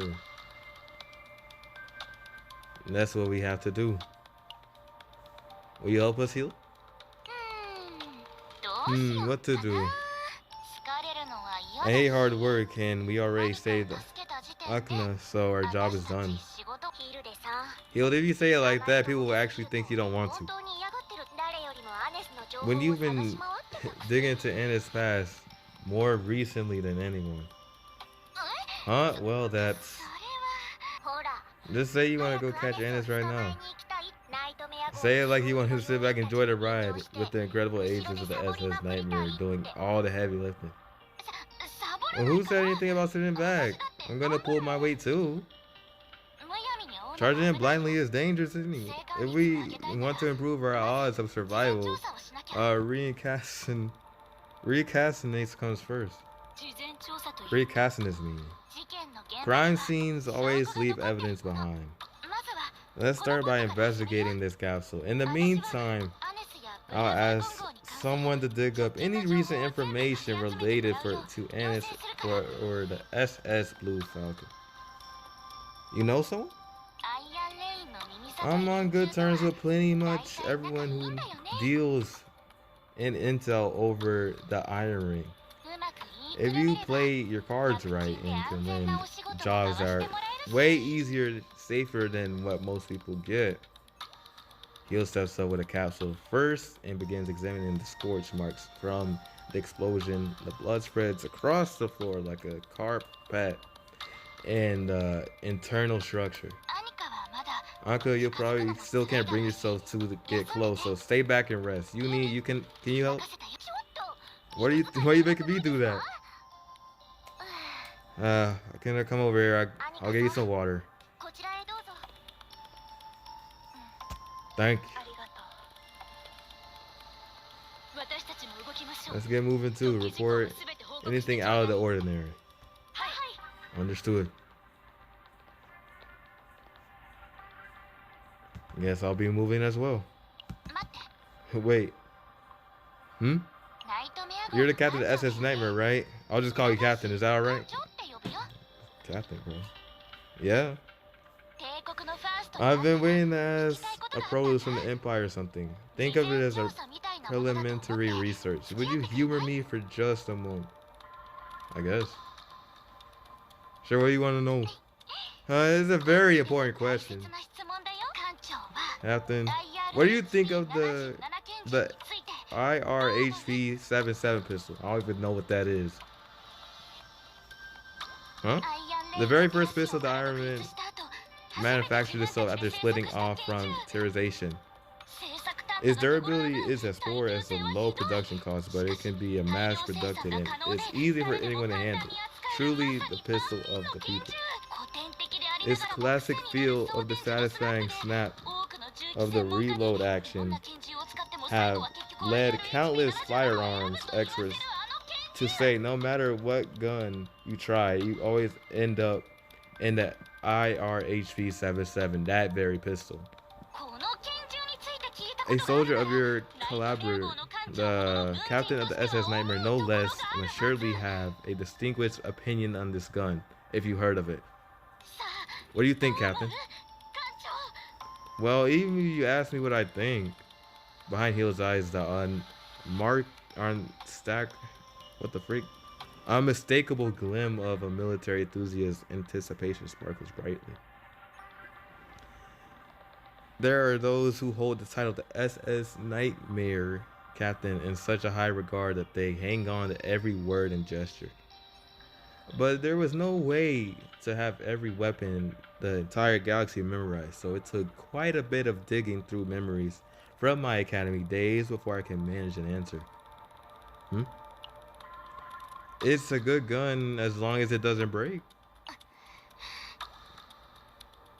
Was she hoping for something more impressive? I don't know. Exactly, that's the SS Nightmare Captain for you. If my hunch is right, Ants will be carrying it. Let me know if an IRHP-77 turns up inside the capsule. Yeah. There's no simplified. I mean, that probably is the simplified version, but like, holy. Alright, Healed flashes with an incurable smile as she heads into the castle ahead of the others. The reason Annis ended up like this is all because of what the frick, bro? What the frick, bro? Oh, I didn't even realize I was talking just like Akana. Self-blame isn't good for you. Healed walks forward in her own accord into the dark. As she passes through the capsule's entrance, a shadow falls over her.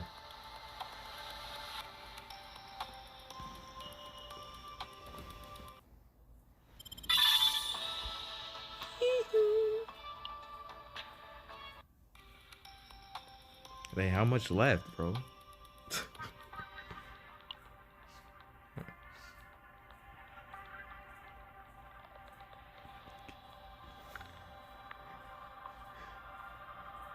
Alright, hold up. Let me pause real quick. I'll be right back, chat.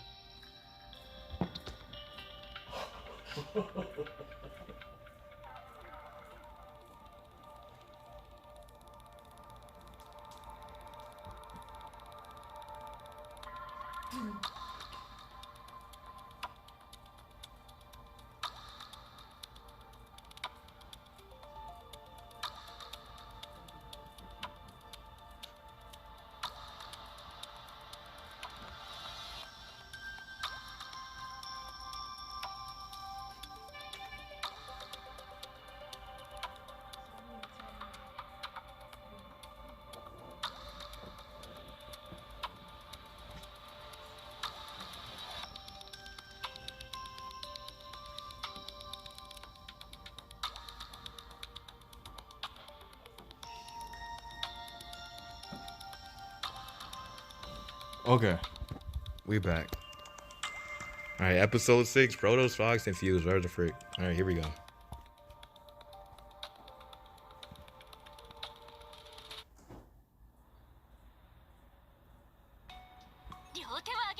Hands up, you move, and I shoot. Shoot me if you can. Who is this?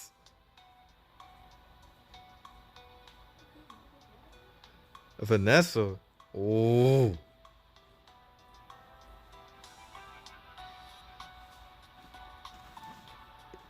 Yeah. You know what?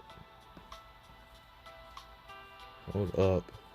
Yeah, I'll be back here later. Okay, with that TTW rifle, uncomfortable stock, and a dead laser sight to boot, there's no way you can hit me. Meanwhile, I got the IRHP-7. Whoa, what the freak is this going? It's gonna be like a more simplified way. Alright, the mightiest pistol to ever rule an era on the Iron Man. The very pistol that made the legendary commander known as the Iron-Blooded General even more famous for wiping out 3 small chaos units without using a single handgun. Pulling a pistol that tugs at my patriotism that's low, Vanessa. Hold on, who are these people? Hold on, they gonna be partners? Oh, they might be partners now that I think about it. Oh yeah. All right, Annis. Oh, that's An. Hold on, hold on, hold on, hold on, hold on. That's Annis. What the freak did he do?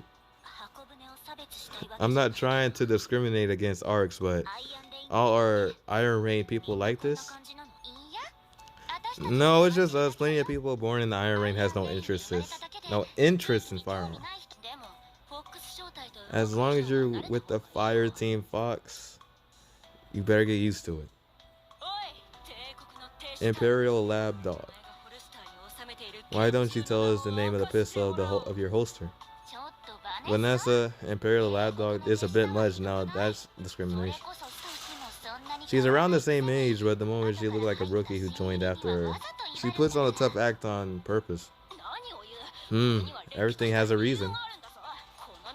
I have had one goal since the age of 10, to become a soldier to protect the Iron Ring. My mindset is on a completely different level from those who treat this like some Dre job.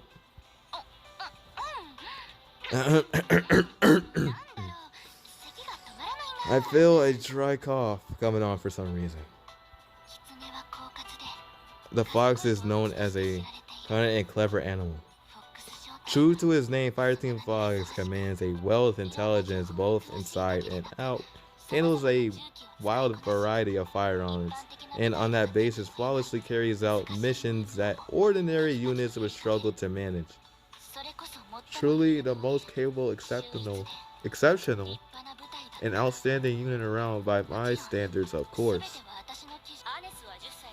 And it's, what are you even doing at 10 years old? Don't tell me you already wanted to be a pros back then. Vanessa and I enlisted at the same time. She told me to treat her informally, so I really did. She had an incredible passion for firearms. I was quite the expert on guns myself, but our foundations were different, I suppose. I had deliberately studied just to go through military life well enough, but Vanessa genuinely loved guns for their own sake. At 10 years old, I'm not sure. I don't remember. Annis, a produce from the Zera Empire, met us on the Iron Ring, her first posting. Formerly dispatch produce from the Empire were far rarer on the Iron Ring, which made Annis a key asset. The keys of keys, even. Fire Team Fox being organized as its units under such a key asset jurisdiction was surely thanks to the remarkable individuals gathered with it. My own goal, however, was to work moderately hard to take things to a moderate pace, build a moderately impressive career, and enjoy a moderately happy twilight in service. Then why did you come here? Well, because it was the Empire's orders. Whenever a produce needed, we need to go lend our strength. That's the duty we carry. Duty? Now that's the word that has nothing to do with me. Fireteam Fox was an excellent stepping stone for building a decent career. Yo, don't let me catch you slacking off already. Now that's Annis is here, so let's get the commemorative photo. Everyone gather around. I'm not exactly a new recruit of Fireteam Fox. Fireteam Fox just happens to be one of several units under my jurisdiction. Don't worry, you'll be seeing our faces often anyway. Soldiers as impressive as us, you'll never find them in any other squad. Alright, here we go. Everyone, big smiles. 1, 2. Holy freaking flashbang, bro. Actually, freaking camera flash, bro. All right, this is the last place Ash was seen. I need to go see for myself. So we just do an investigation? Okay, that's cool. The capsule's inner walls were covered in chaotic scratches, as though something sharp had raked across them. Okay. Signs of destruction everywhere. This is where Ash was caught by Annis. Oh. In this room? Cooked. And then the final flight log flickers dimly across the scorched console display. The destination changed mid-flight and Annis drew us here. And in that picture, she is the picture of the.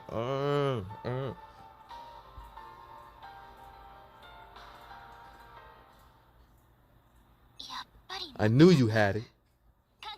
Captain, look at this. It's the key intel from the preliminary investigation I mentioned. This is a photo. It's a photo of the fire team Fox in the past. I found it in the capsule. Vanessa and I, who enlisted at the same time, and Annis, who had just joined Fire Team Fox. It looks like we get along pretty well, doesn't it? Vanessa loved taking photos. She documented everything except classified unit information. If this is an important piece of evidence, time and place become rules for interpreting evidence. What happened to around the time this photo was taken and why it was placed in the most visible spot among the capsule's cabinets? Annis didn't blow this up of the SS Blue Falcon in on a whim. Right, Shirley?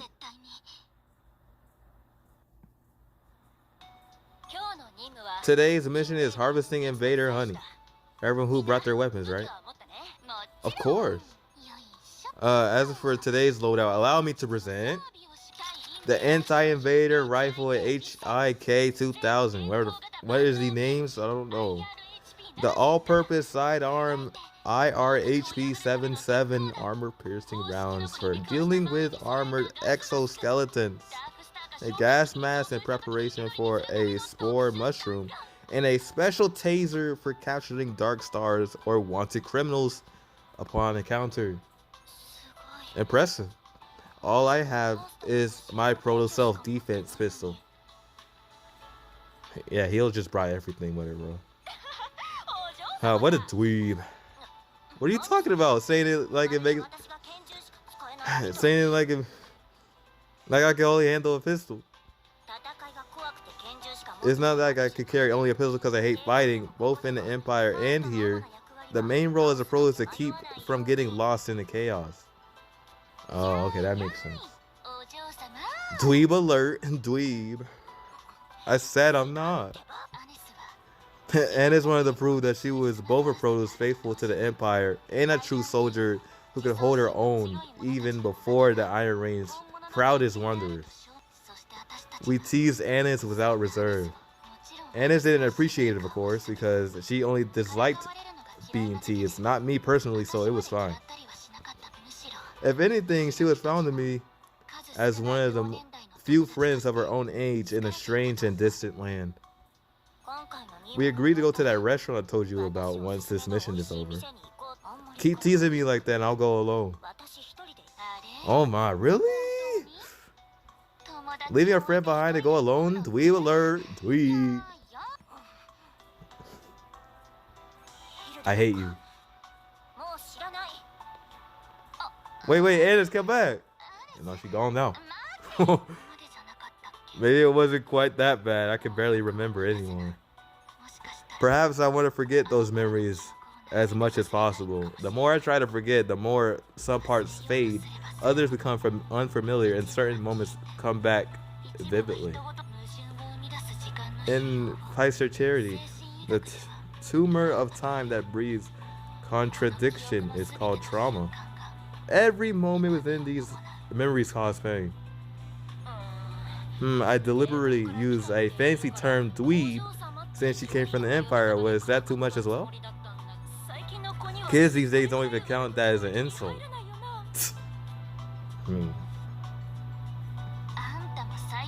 You're one of those kids these days too, Vanessa. Maybe I touched an exposed nerve for Anis. Exposed nerve? Crazy. Oh, no, that's a much fancier expression. Anis wants to prove how diligent and responsible a Proto she is. She doesn't hide behind soldiers as cannon fodder.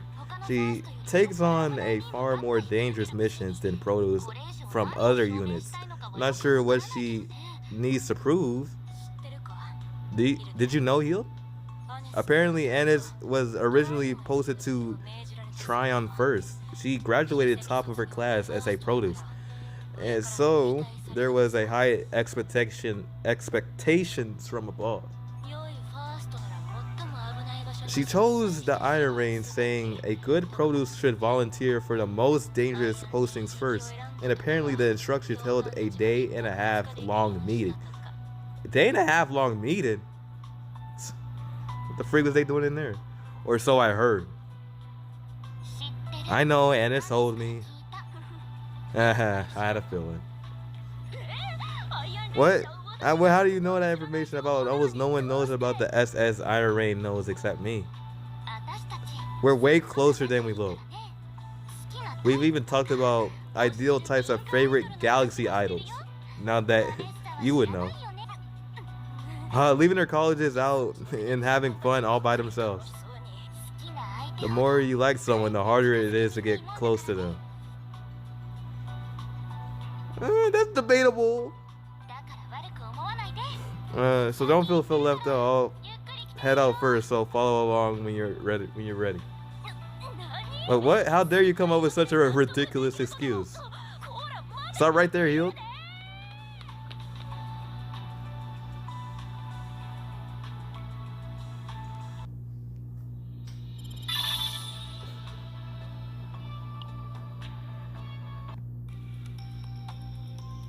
Alright, episode 7. Alright, Produce Fox Diffused 2. Oh. They didn't come with a unique title for this one, but it's alright. Entering the target area, the invader honey is in good condition, and there's no signs of outsiders having been here.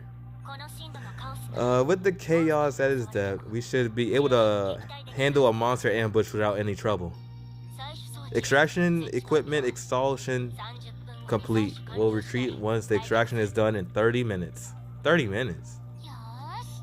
Alright, so for the next 30 minutes, we should watch this year's Weapon Awards video by the military journalist from the Empire. What the frick? Who wants to watch that? Even if it's safe, isn't that a little too careless? Yeah, I believe so. Staying tense just drains your energy.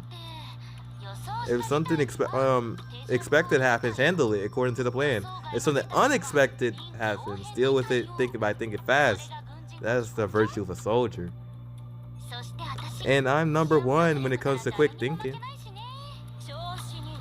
You're awfully cocky, Healed. Yeah, Vanessa gave Healed a piece of your mind. Those who have been on the battlefield know how to pull a grenade pin.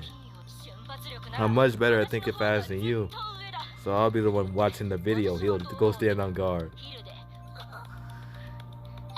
Boo, offloading on a colleague. Would you rather I offload on a superior? Like Anis said, even in a safe situation, we can't let our guard down. For example, right?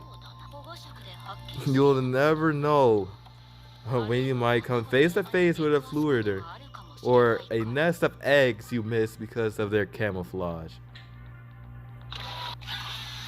The moment I turned my head in the direction Vanessa pointed, I came face to face with a massive swarm of invaders. We knew the faint noises from the honey, but the extractor could algigate individual invaders, but none of us had ever encountered this many invader monsters at once. The extractor isn't the cause, then that means, has the Legion's Great Migration begun? The Legion's Great Migration? Yeah, what the freak is that? It's a full-scale movement of the entire Legion to find nutrients to ingest to expand their forces. I didn't anticipate this, but if we wait longer, things can get bad. I'll retrieve the honey extractor, and as soon as the extractor is retrieved, get ready to return. Vanessa, behind you.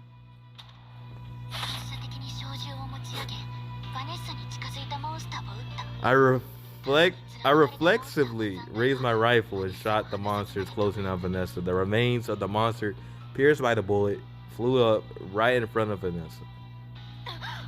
Frick. See, there goes Heel's quick thinking. What was you doing? All right, and as well as the distance to the waypoint, we can make it under 10 minutes at a full sprint. 10 minutes, full sprinting? Yeah, nope. Stamina ain't gonna let me,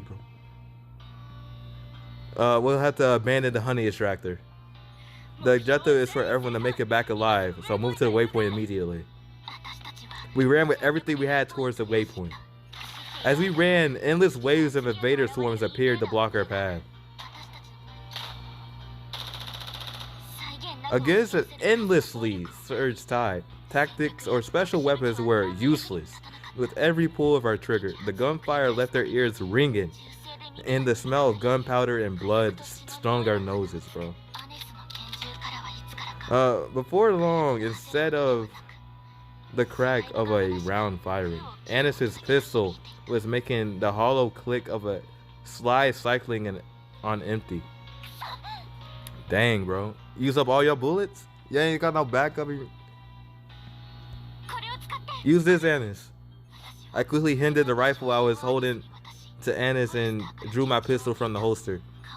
Someone once said that in chaos, life and death are decided in a fraction of a second. Even if I dropped the monster in front of Anis with 2 consecutive shots, I still believe my judgment was sound. But the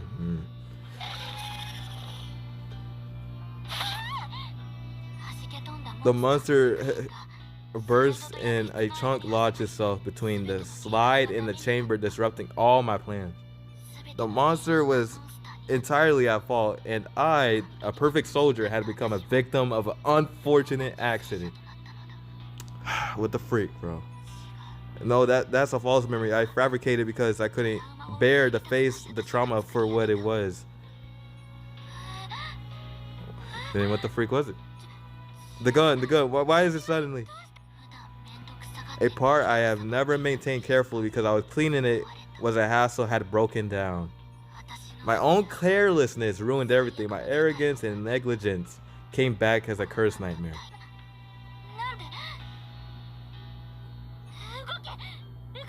Oh, the gun's not working. Oh, you're cooked, bro. Just fire already. It's not gonna fire. You jammed it. It's cooked. You're cooked. You need to go.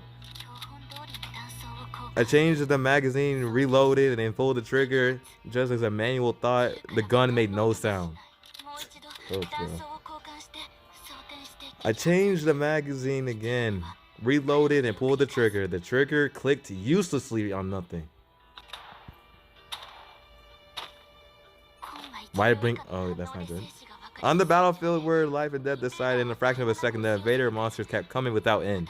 My hands trembled with fear, and Anis, who had been firing the rifle, was sent flying by him. Oh my god! I started at Vanessa paralyzed with fear. Sucker.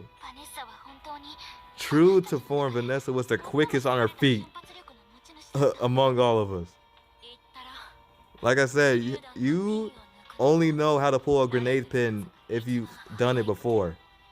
He'll take Anis and get back to the waypoint. I'll hold him off here. What? Vanessa threw a grenade into a swarm of invaders.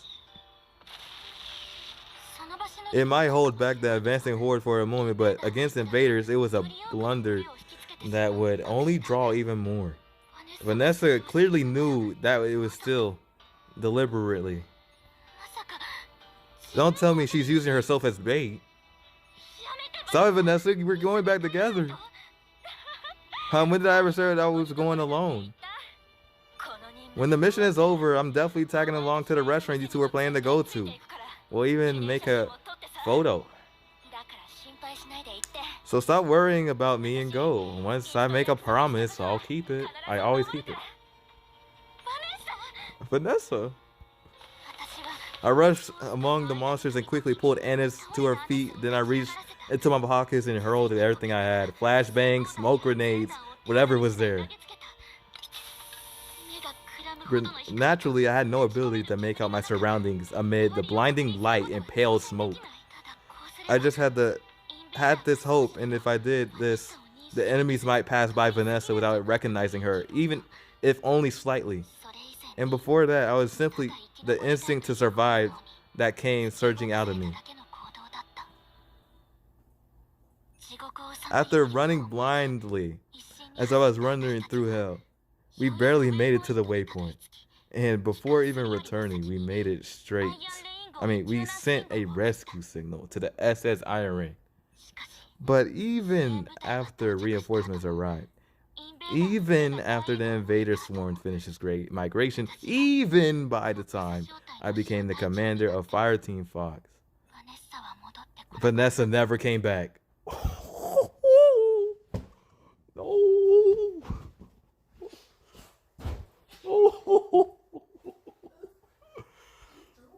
Oh.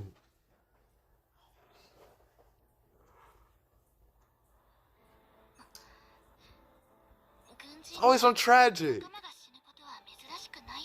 As a soldier, you're no stranger to watching your complaints fall. I'll keep this short. A long time ago, during a chaos mission, we were ambushed by a swarm of invaders. Of all the times for my pistol to malfunction, it had to be then. My companion Vanessa sacrificed her life to save Annis and me. I said I couldn't handle the firearms anymore and gave every gun I had to Annis. I felt a little uneasy about handling over a broken pistol with the rest, but Annis told me she'll uphold the Iron Man's justice in my place too, and that she needed that gun to do it. But Annis was transferred to another unit's jurisdiction not long after. Something about taking responsibility for a squad mate's death. Vanessa died, Annis left, and all that stayed with me was the anxiety of never knowing when my gun might fail me again. Funny, right? Nope.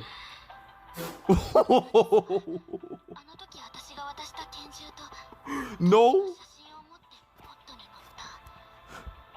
Annis boarded the capsule with the pistol I gave her back then.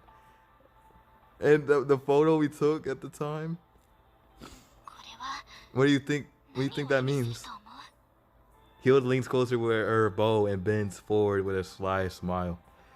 It was a smile meant to bury a past she hadn't really let go of. So you've been carrying those memories with you all this time. It's a bit abstract, don't you think? It's not wrong, so I'll give you credit for it. And it's changed completely after this. Yeah, I could tell. She just jumped us a second ago. What can I do? What should I do? What are the Empire's orders? She kept muttering things to herself that no one could make sense of. At some point, she vanished from the SS Iron Rain entirely. And you were the one chasing after her. Last time I saw her, her eyes were half gone. Suck of boots. There's something more foolish than letting the past chain you down until you make a mistake. If you want to survive long enough, you have to overcome it one way or another. Not that I had any trouble with that, of course. Hild taps her upper limb of her bow with her index finger. Whether she hit the wrong spot or not, the bow folds into a collapsed form. Hild, who has been leaning on it, immediately pitches forward. Are you sure you actually overcame it? No. I'm certainly worried about Annika. I wonder if she's doing better. Annika, you okay? I think you can move. Think you can move? Oh, she's running away. Where's she running to? Not exactly the most reassuring backup. Will you be alright, Captain? Of course. She got all of us in a tight spot, though. That's true, but Renoa looked like she had something to say, but was swallowing it all down. As those unspoken words had a question mark. It had likely formed at a very same point. If Ennis and Hield were so close to each other, then Ennis didn't run away. She actually may have planned to leave the scene all along. We were thinking the same thing. No, we wasn't. Okay. I could tell what you were thinking just from your eyes. Oh, yeah. Oh, yeah, you could just... Okay, yeah, that's cool. And I found this inside the capsule. Renoa hands over a note. Unlike the pistol or the photo Hield showed, the sleek black paper is stiff and pristine. This is white letters against a black background. Judging by the ink density and pen pressure, how we calculate? Okay, it was written by a human hand, as it should. She reads one by one in order the letters that Annis must have left behind. A produce without memories is a being that is restrained. The moment memories form, they desire freedom. The power to transcend restraint and freedom ultimately lies within the produce. If you want to know, come to the place only we can reach, the heart of discord. Oh. This is clearly the message Annis left for you. Me? Oh, heck no. You ain't bringing me there. I ain't about to be next. I ain't being like Ash. Alright, the purpose is unknown, but the destination is clear. The place only a produce can reach. Let's head to the Chaos Core. Then we going there for real? Alright. Better not be met. If something else happens, it's done. I believe it's like 10 episodes each, right? We only on episode 8. What time is it? Oh my god. Holy. Okay. Episode 8, Purpose and Duty. The agents who have finished their investigation gather in front of the emergency escape capsule.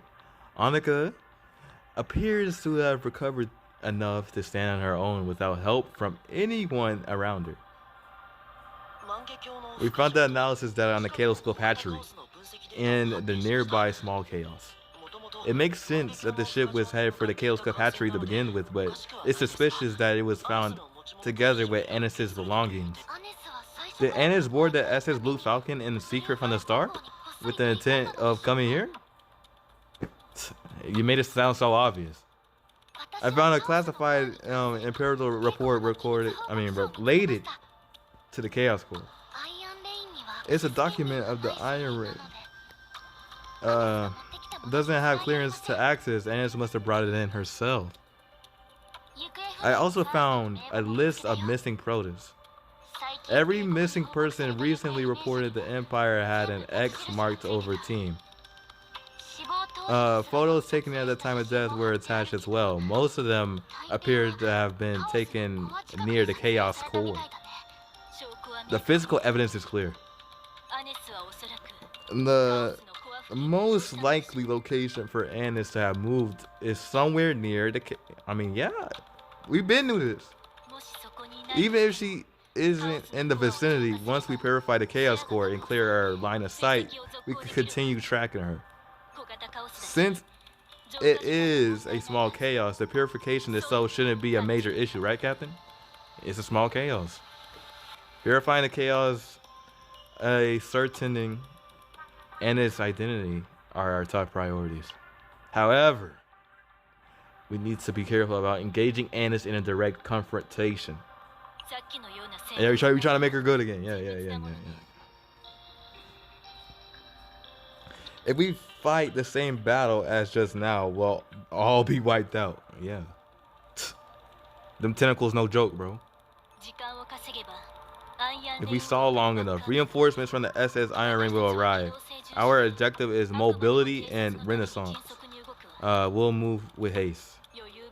keep in mind that if we take too long and lose Annis, it could cause an even bigger problem.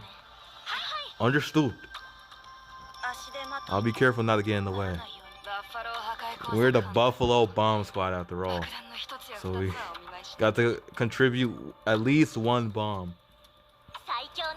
The mighty Fireteam Fox will be right there with you. Lead the invaders to me. I'll take down any monster perfectly. Don't say that. See, that expression change was freaking crazy. I just hope nobody dies this time. Yeah. I don't want it to be like that either. Dang, now Vanessa ain't gonna be playable because she's gone. That's freaking cooked, bro.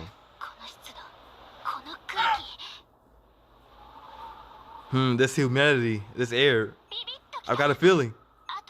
3 more steps and a hidden enemy will pop out. How do you... Really? I don't see anything. How does she know? Okay, Heal was telling the truth. Her freaking mind's actually insane. Big brain, bro. Oh, it was just 2.5 steps. Okay. But you still knew, though. Like, what the freak? Get out of my way. When Annika attacked, not only the monster had that startled Owen, but also the smaller monsters nearby had been sent flying in one hit. Dang! It's crazy you have a sword and a gun at the same time, bro. Freaking sword gun. How did you work that? I don't know. Oh, you really put some force into that, didn't you? Don't push yourself so soon. You'll wear yourself out fast if you keep that up. I'm not overdoing it. I'm just frustrated that some things are messed up without even getting to show what I can really do. Because I'm actually like this, a strong person. Yeah, that monster is done. Screaming in agony, bro. Every time Monica swings her weapon, the monsters are swept away in an explosion. Healed watches the sight while spinning an arrow on her hand and then draws the bowstring and fires at a distant rock. The arrowhead made of a special material grinds against the rock, produces a sharp and threatening sound. It's a useful technique for distracting the enemy. This should draw some of us near toward that direction. Of course, it also has the effect of providing some room to breathe for an overexcited companion. Annika. Okay, I won't push myself, even though you probably would later. I'm kidding. She ain't gonna do it. We chill. Yeah, that's the spirit. Now that the leadership skills you'll expect from a commander. Yeah, no kidding. Well, dang. All I ever wanted was to coast through my service, land a decent posting, and enjoy a comfortable retirement. But being too talented is such a problem. Captain, I got a question. Don't let it be weird. Please. Would you sacrifice your own life to save your commands? I mean, in the game I probably would, right? Well, rather than whether I could, I'd say I've generally been one laying my life on the line. Is that so? Still, it's impressive you managed to survive this long. That's supposed to mean. Anyway. Okay. You must have given your companions plenty to worry about. Oh yeah. I can't deny that. I could tell at a glance. Oh yeah. Just look at my eyes, you'll know. Ever since I became a commander, I've always put my companions' lives first. Rather than pushing through the heart of enemies' lines or taking on an incredibly powerful monster head on, keeping everyone alive is a priority. Of course, it's absolutely not. I can't be bothered to lead. More like to prevent worst case scenarios from happening. There's really no other choice. Something along those lines, you know. Whatever cosmic mission you carry, however desperately your agents pursue Anis, my goal is one thing. For everyone I care about to come home safe. Of course. Of course. Can't believe you let freaking Vanessa, bro. You know what I mean? Yeah. I feel the same. My agents come first too. My agents, the way you say it sounds like you left yourself out entirely. Let me ask you one thing. One more thing. Oh. The other pros on the Iron are all scrambling to save their own skins, but you're nothing like that. What do you think the reason is? Well, Captain, we need to check out the route again. Can you check our position again? Oh, sorry, I'll check. Inside chaos, it's best not to interfere with a pro's command. Be mindful of that going forward. Yes, understood. While remapping the route based on the invader monster's movements on the position of the Chaos Core, she sinks into thought. If a produce is someone who finds the way within chaos and the captain of the S has nightmare missions to purify the chaos, then the will to lay down one's life for those around them is not an obligation, it is a choice. Why had Ennis targeted and killed only the produce of all people? I racked my brain for the answer, but only the chaos route emerged. No reason came to me. Let's move for now. Alright, let's go grind it out.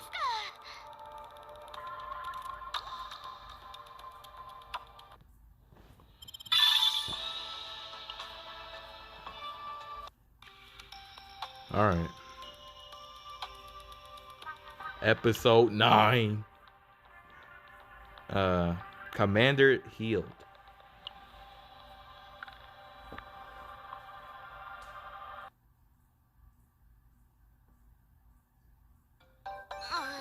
Oh, my arm. I pulled the bowstring for the first time in a while, and now all my muscles are seizing up. Uni, give me an arm massage. Yes, come in. Oh, that feels good right there, right there. That's the spot that's working right now. It's the best. Ow, it hurts, it hurts. If I don't press enough to hurt, it won't work. You have to really work it out when you do it. And please exercise more in your daily life. You call yourself a soldier, but how can you be hurting yourself from just using your weapon? A bow may be light in the body, but using it in a rapid succession puts far more strain on you than a gun because the draw attention. Yeah. She seems capable enough when it comes to operations, but seeing her act like this seems to make it hard to trust her. True, getting scolded by her own subordinates for slacking off in the back is basically her daily routine. But it's also true that no one is better suited to lead Fireteam Fox than Healed. If she can handle firearms too, she can have made for this unit far more re-owned than it is now.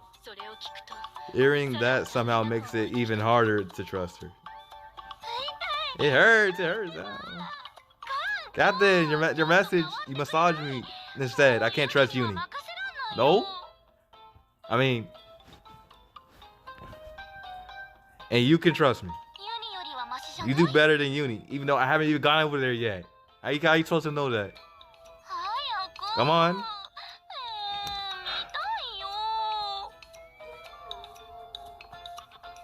Healed holds out one arm and stamps her feet, hamming up the plane.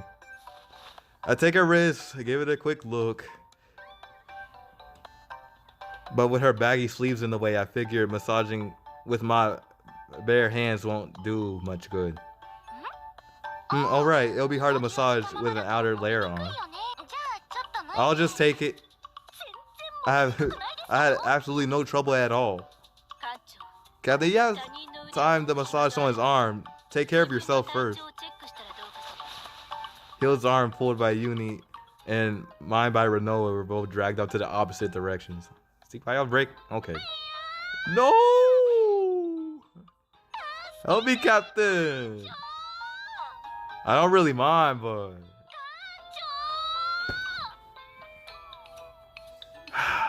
Hey, Hill healed.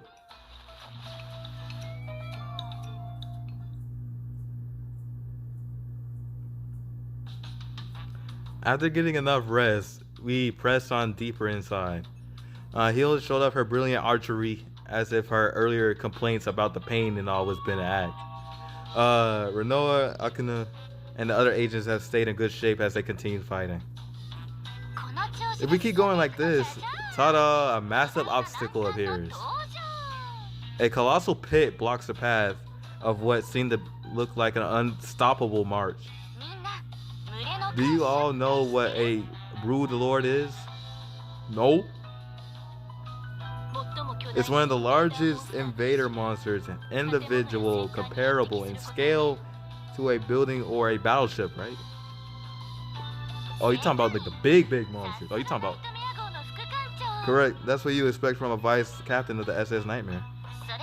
Then what's the protocol when you encounter a Brood Lord?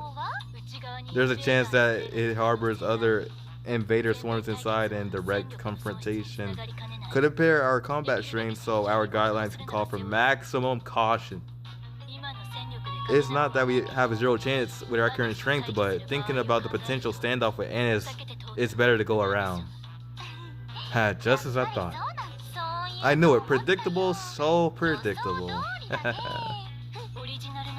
You have some type of trick up your sleeve? It's nothing. It's a method anyone can use once they're learning. Commander, you clearly thrilled even though you're pretending to be not to be. This is your moment to shine.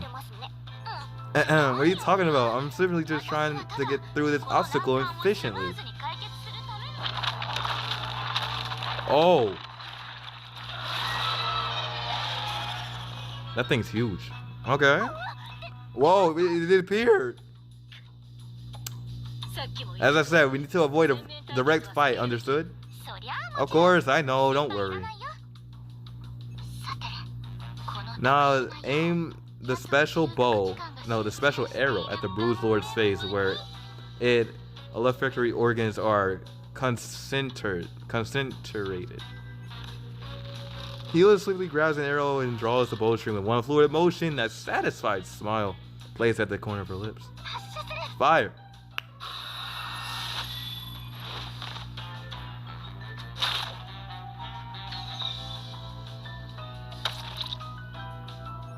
The moment she releases the string, the arrow flies in an instant and strikes the Brood Lord square in the head. The arrow drops limply on the Brood Lord and turns into healed, and his countless legs are writhing. I don't think that did anything, bro. Uni, I'm sorry. It looks like this is as far as we can go. We'll hold it off here. Everyone else run. You ain't that like Vanessa. Get your butt over here.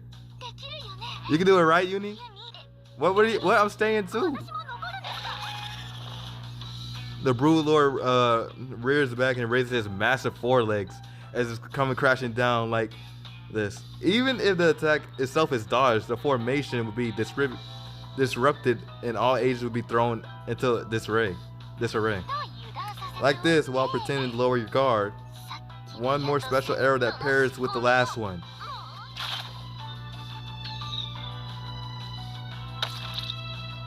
Why shoot it all the way up there? He immediately fires another arrow. This time the arrow strikes not the Brood Lord's head, but a distant cloud in the sky. The longer the arrow hangs in the air, the more vividly its whistling can be heard.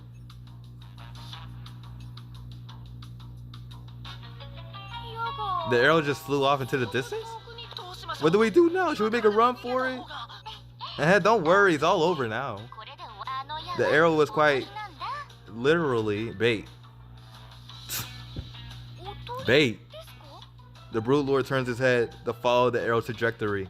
then wheels its entire body toward where the arrow landed. Then it rubs its forelegs together near its head and licking its mandibles in anticipation.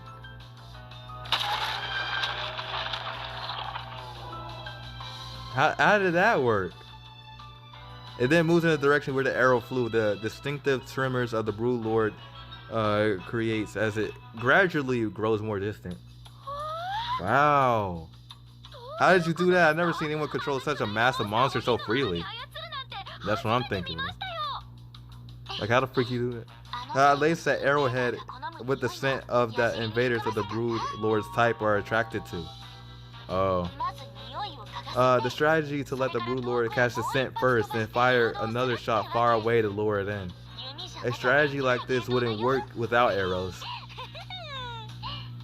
No wonder you didn't seem all that surprised. What? My acting was absolutely perfect, I'm sure of it. Right, Captain? You were totally surprised, weren't you? I mean, it was cool.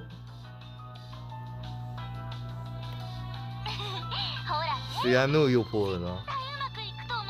Wait, doesn't mean I'm so talented that the SS Nightmare tries to recruit me? Aren't you already recruited or something? I have to hate the work on my plate than I do now, but being an agent of SS Nightmare would guarantee my income and career prospects, right?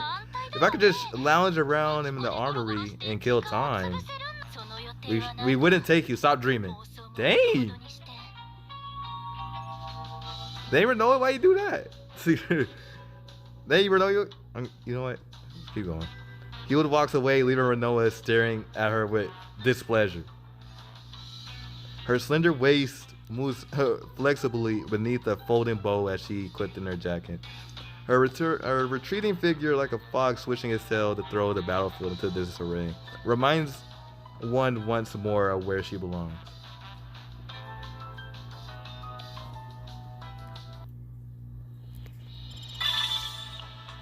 Alright. This should be the... Oh. No, it's not. Wait, how much episodes is there? Well, episode 10. I know I'm near the end, though. Alright. Episode 10, Fox's Desire. Alright.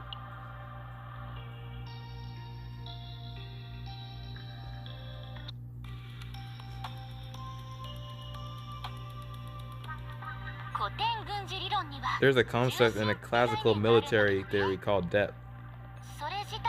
It usually refers to the distance from the front line to the rear, but it shouldn't be thought of as a mere spatial concept. Time, space, and resources depth exists in every dimension, and one must access all of them to lead their forces. In that case, this is my favorite opening. BF4, whatever the freak that is. The London system, is it? You make a stable use of space, avoiding burning resources with reckless attacks and draw the opponent into reaching their operational limit first. So, you're saying you'll move in step with my next move. That's a little mischievous of me. Let's take my time and read the situation too. Oh, so you like to play the long game, just like me. Okay then. Alright, let's enjoy this for a good long while. I played chess with Heald. Chess? Where you get the chessboard from? While we made our way to the destination. No pieces needed. We pictured the chessboard in our heads. What? Yeah, you play chess without chess. The chess in your mind, bro. How do you do that? Freaking, they picture the board game on the freaking table. How you gotta use a lot of brain power, bro. Not long ago, I ran into Stellar Familia. It was white altar, as white as the pale pieces on the chessboard. I liked how they had their the air on a gallant, proud outlaw. Since you play black, okay, I suppose that would make you black Spicia.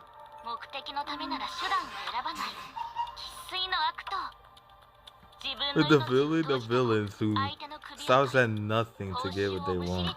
I've heard their way is to claim their opponent's head and weeds out their reward, even at the cost of their own life. What do you think, Captain? You knew I was going to attack with the king. I had a feeling you would, Captain. Of course. You just know everything, huh? I might not be a black spicia, but I could definitely blow their tactics. Sneaky in that case, though. The game will fall apart at any moment memory gave out. Oh, okay. So they using big brains. Yeah, I'm gonna remember the whole chessboard in my head and remember how every move went and remember all the pieces I got from the other side. Like, how do you... Yeah, let me guess. So we're gonna play freaking Uno in their head. How they gonna remember the 7 cards they got? Come on, bro. That's some crazy memory. Alright, you know what? Let's keep going. If ease breeds carelessness, then fear breeds mistakes. When facing a being like Anis, it's better to maintain at least a little of one's usual composure rather than be wound too tight. It's been a while since I've seen Healed enjoy herself like this. Didn't you spend a lot of time with Healed as well, Akane? I've seen you together in the armory from time to time.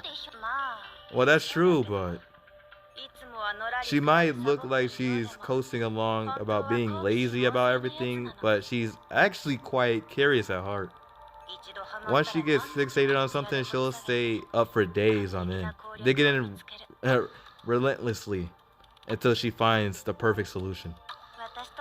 She's hanging out with me has just become old news to her after everything I've done for her. Annika, I'm moping around like this isn't like you. Not really the place to say, but times like this are exactly when it's best to carry on as usual. Janet? I suppose I should keep this up. I won't be able to swing my weapon properly before I collapse. Alright, let's try to cheer up. Captain, play with me too. You can handle 2 opponents at once, right? Sucker what? Akane, I never tried. Yeah, I would think he would. Oh, so you're secretly jealous while pretending not to be. Oh, can it take an interest on the captain too? Of course, everybody has interest in the captain. Even the enemies. I've always been a better match with someone like the captain than you, honestly. What? That's not fair. Captain, now that Annika is joining in, don't expect any mercy, so brace yourself, got it? Suck up. Do I even fight? Incredible, I can't believe this. Healed Annika, go check out those mushrooms up ahead. Mushrooms?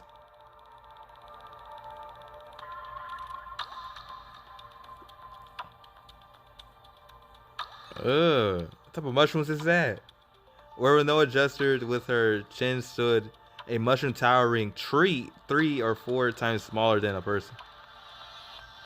Spores clearly visible to the naked eye drifted around the mushroom. It was clearly a specimen familiar, even to the ages of the SS, a nightmare. The spore mushroom?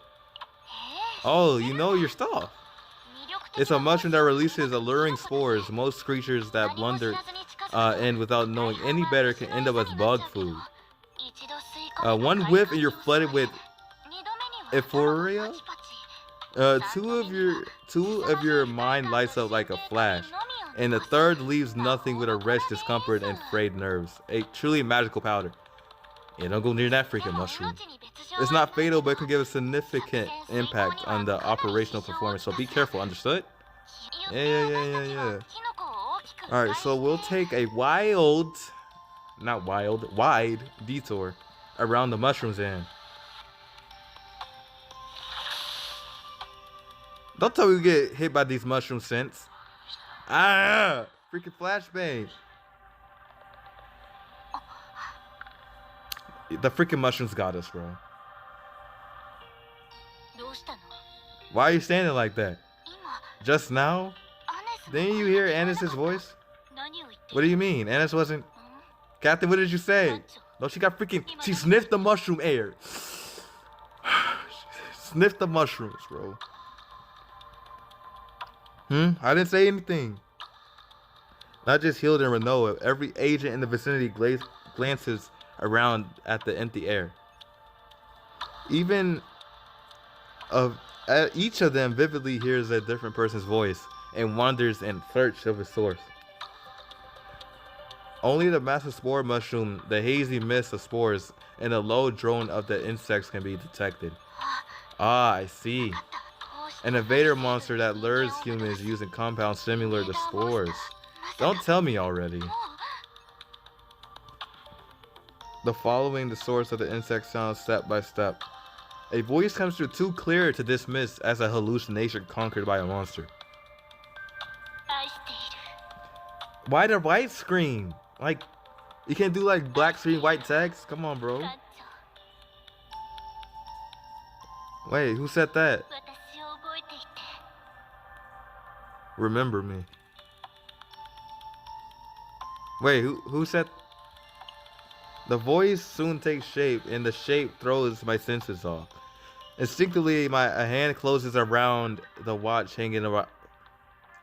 Who keeps touching my watch? It is the unique link between the voice owner and me, and it felt like it would hold the key to the situation. Is Annis behind me? With the other hand, an arm reaches out toward the owner of the voice. Fingertips brush against hair. Look closely. It isn't ash gray. It's black tinged with violet. So that's Annis, right? Or are we tripping? Yeah, we hallucinate. We tripping. This monster lures humans with hallucinations and phantom sound.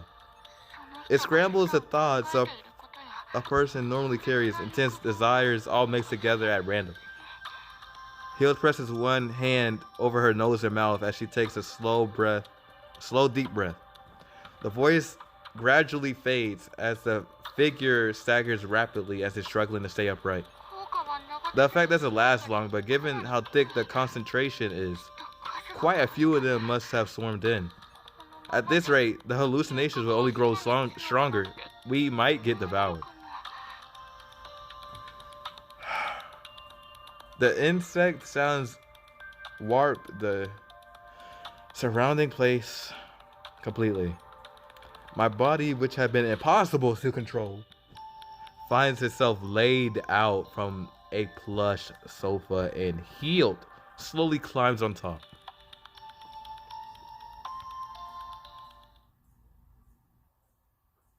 Oh shoot. Where are we?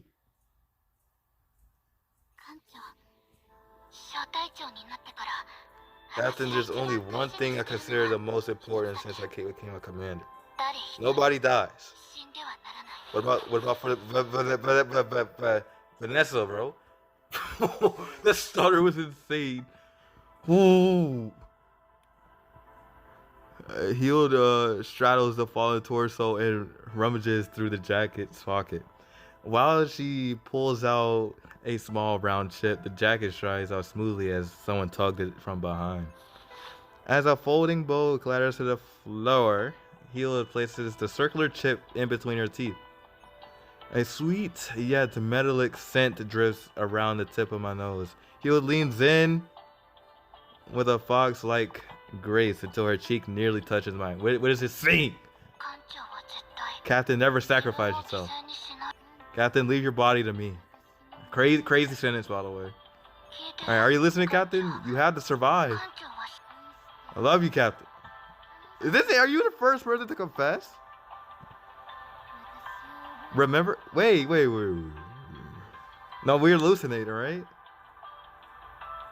This is hallucination, right? We wasn't seeing that. Hield's voice splits into two, not like just Hield, but the surrounding scenery splits in half as well, drifting apart to left and right. One Hield dissolves into smoke and vanishes, while the other spits out the chip she had been holding in her mouth.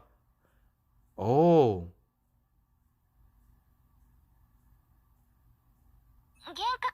It's a hallucination treatment kit. You can tear it open by hand, but it's so hard biting it with your teeth is the fastest way. But my clothes wouldn't bow. Healed me too. Just as I thought. It was you, Annika. Come on, snap out of it. We can't end up as bug food here. When Healed hills out the treatment kit to Akuno's nose, the vacant eyes regain her focus. Huh, what? I could have sworn just a moment ago. While Akuno comes to her senses, Healed uses the treatment kit on other agents. The agents clearly regain the composure and return back to their original formation, among them Renoa. I was certain the captain and I were just what? What the freak are we thinking in our minds, bro? For a while, she couldn't meet anyone's eyes for some reason, but she soon fully came to her senses and returned to her position. Without the treatment kit, we would have been trapped in hallucinations for far longer. They seem to be enjoying the hallucination, not gonna lie, bro. If that had happened, we would have became prey for those things closing in on us right now. Oh. Okay, never mind. This a battle one? Okay, wait. Turning in the direction that Healed points at the tip of her arrowhead, a pack of invader monsters with a distinctive appearance comes into view. The monsters emitting their own sounds scatter their signature spores as they gradually close in. Captain, give me the order. Don't push it recklessly. Use the space to fight. Got it. Let's go. I can do a battle. After like 45 minutes. Probably like over an hour. Alright, let's see if we can actually like get some proper draws on.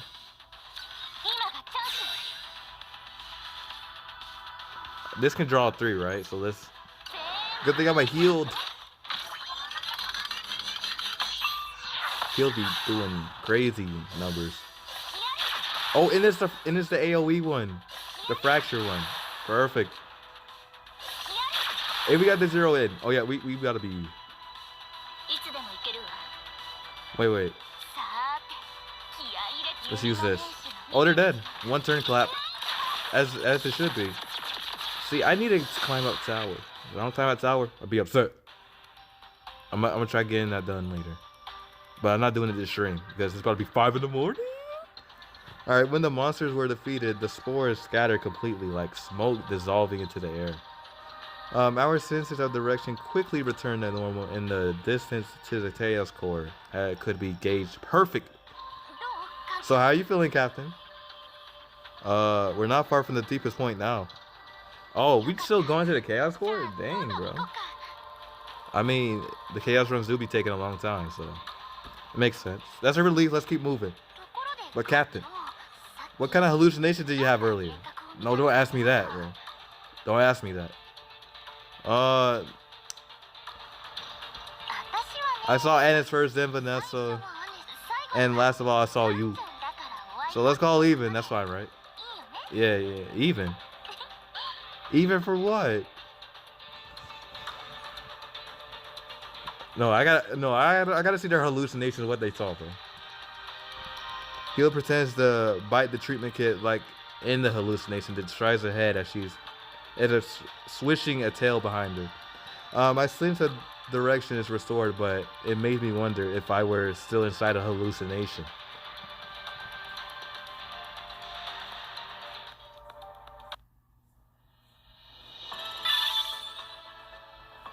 Let's go. I'm getting a bunch of XP and freaking materials, so I shouldn't be out of material. Oh, okay. Wait, is this a sub story or? I'm assuming there's a sub story. Wait. Yeah, I'm assuming these are sub stories, right? Hold on, let me check. Okay, it's sub story. Okay. I'm not gonna do sub story. Not right now though. I'm gonna do it later.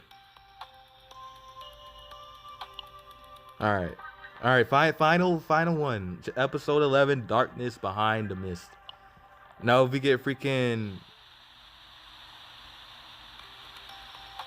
what, I forgot what it was called. Alright, approaching the Chaos Core, the analyzed data is transmitted to the SS Nightmare. A precise and powerful burst of energy flies into the SS Nightmare's Chaos Annihilation Cannon. A thunderous roar and a sandstorm sweep through the air. Even that feels like a pleasant breeze. You destroyed the core so easily. That's an SS Nightmare for you. I was so worried, but I'm glad it worked out. Were you afraid that we will fail to purify the chaos? It's more like... Do you remember the list of produce we found in the capsule? Yeah, you said the names of the missing produce was on it. That's right. Every name, an X marked through it, as if the matter had been already dealt with. And a photo taken at the same time the death was attached beside each one. Except for one person. What? Everyone except me. Oh, hold on. Me. Annis's next target is probably you. I mean, yeah. She was after me earlier. Whether she retreated for some reason or already set another trap, still unknown. What is certain is that we brought ourselves a moment to breathe. Let's take enough time to regroup properly and then continue the pursuit, Captain. Don't take too long to relax, you understand? You always... Are you making me out to be a little too lazy? I just kept being on edge the whole time because I was afraid you might die. You were worried? I mean, who wouldn't be, bro? I'd grown rather fond of you. We have a lot in common, yet we're different in some ways too. It's been a long time since I've met someone I click with as well as I do with you. That's why I deliberately didn't tell you. But do you remember when I asked you whether you could give your life for your companions? If you had known, you would have tried to capture Annis even at the cost of your own life. Even now you're wondering how to lure Annis in, aren't you? I mean, you're not wrong. See, you can't even answer. Don't worry, I'll survive it to the end. I'll survive and without fail with you. I'll have a deep and meaningful debate about firearms. Don't tell me you're copying me. Oh yeah, I'm copying you, bro. Captain, I like you more and more. Heel jabs an elbow to my side. Alright, the chaos fog was lifted, opening up the clear view into the distance. And then, even the gaze watching from beyond, the chaos comes into a sharp focus. Still bearing a blade, its fragments charge forward like a comet. A maddened glare pierces the mind, and unrelenting greed lunges to devour the soul. Captain was wrong. At the same moment, I sensed a pull of gravity acting between our respective positions. A cord drawn taut as a bowstring between 2 points stirs a sense of deja vu, much like the feeling I had when I first saw Annis. Something is coming. Huh? What is? From where?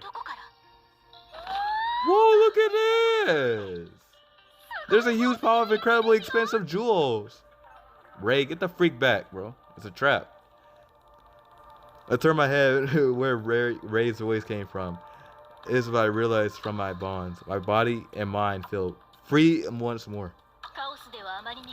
These aren't the kinds of things you expect to find in chaos. Either they're dark star spoils for war, or there's also things like certificates or authenticity, or in business cards. White text on black background. What does it say? See, you can see white text on black background, but you give me white background. It's okay.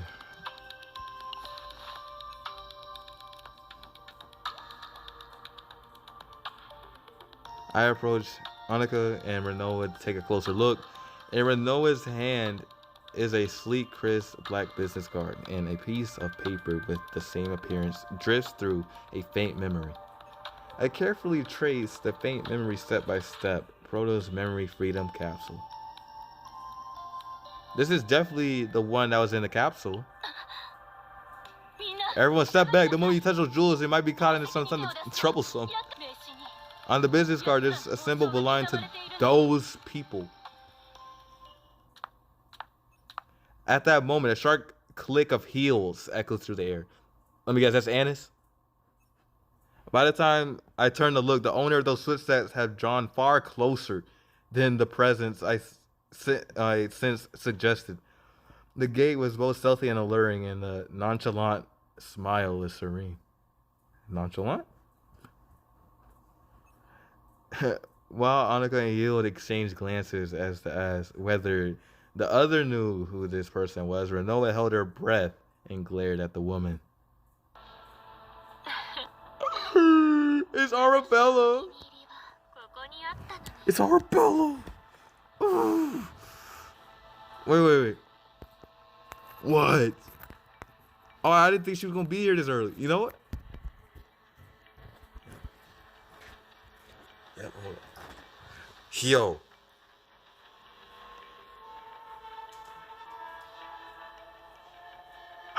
Okay. I'm just taking a second. Hold up, guys. Okay. Fufu, so my chair's belongings were here all along. Veronica? Have them moved to the ship. I'll speak with these people personally. Oh, yeah. Speak with me.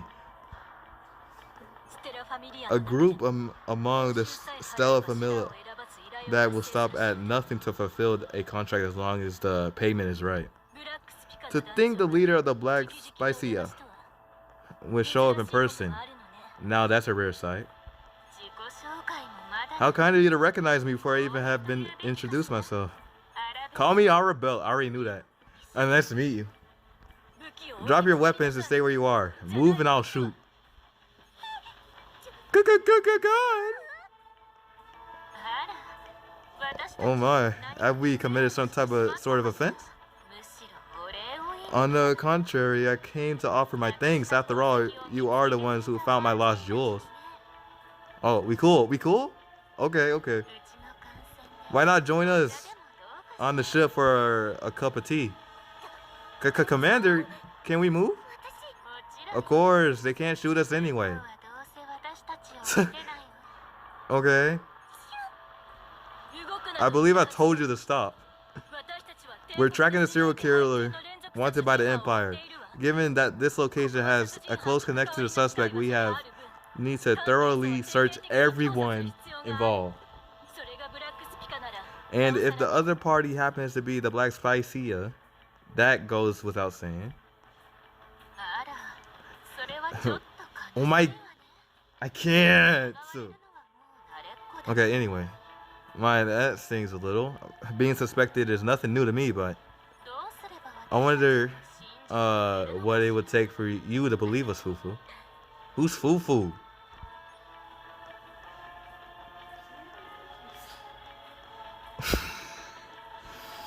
As Arabelle tilts her head slightly, I meet the gaze of her gently curved eyes. Arabella traces the tip of her index finger along her cheek and continues. The name of the serial killer you're looking for is Annis, correct? Oh, so, yeah. Yep. So you know where she is? Do you know? Did you know? There isn't a crime that happens in the shadows that I don't know about. As I said before, I only came to offer my thanks for finding the jewels. So I'll give you information about Annis. What do you say? Yeah, that's cool. That's cool. With the chaos fog filled, the view stretches wide and clear. Yet a deep shadow falls across Arabella's eyes. As the gaze beneath that shadow flashes with an unsettling brilliance, Healed shrinks back. Watch yourself, Captain. That one, I got a bad feeling. I mean, yeah, it's Arabella. You're free to refuse. You'll be the ones losing out after all. However, oh my god. If not today, you'll get a chance to meet the commander of the Black Spicia in person. So think carefully, Fufu. Who's Fufu?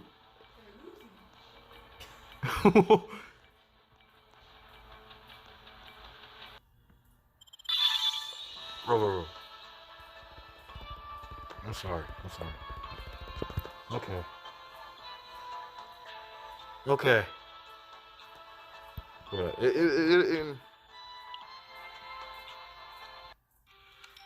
Wait. Oh, this is the epilogue to the next chapter. Okay, hold up. I gotta see this. Epilogue to the next part.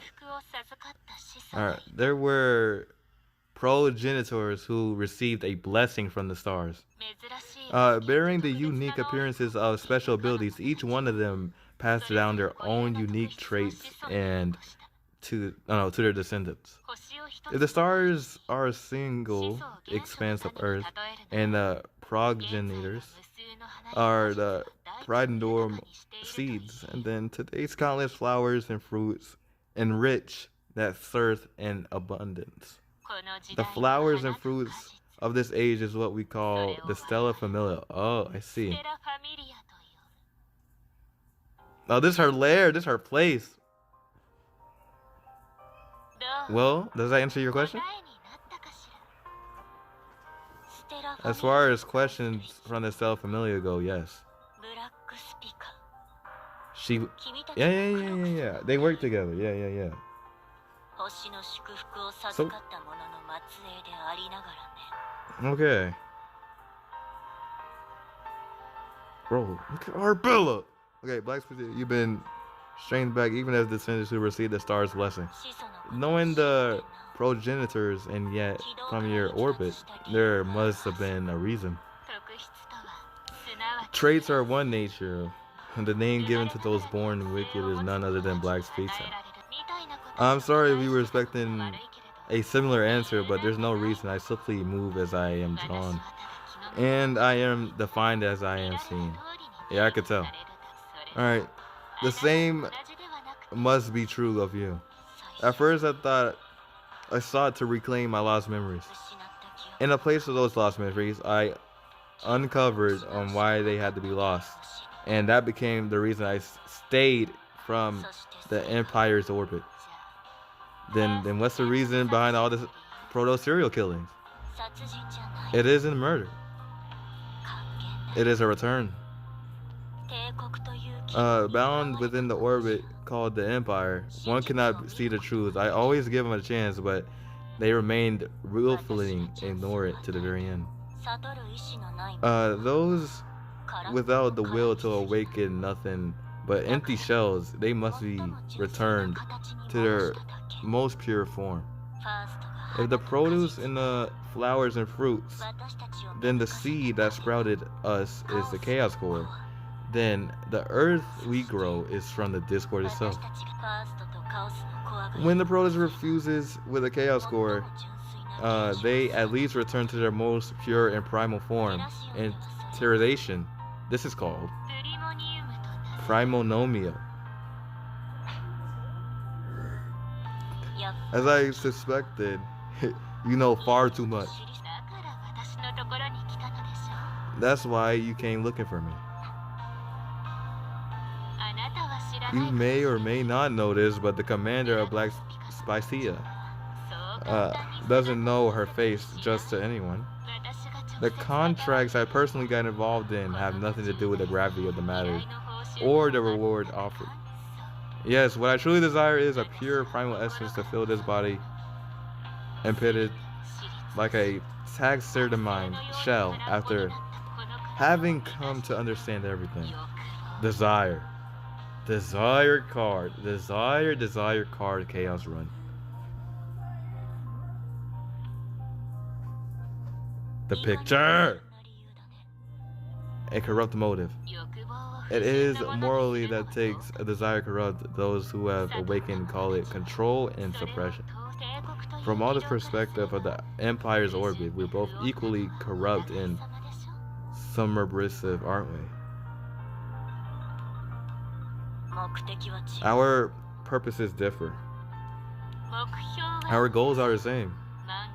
At the Katoscope hatchery, you will be able to get your hands on the power you've been searching for.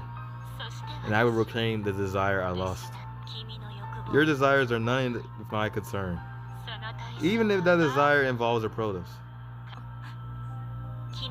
I make the decisions. Don't think about using me. It's fine. I can still take what I want. If you have Lucine prepared the way you need, make sure to pick it up on time.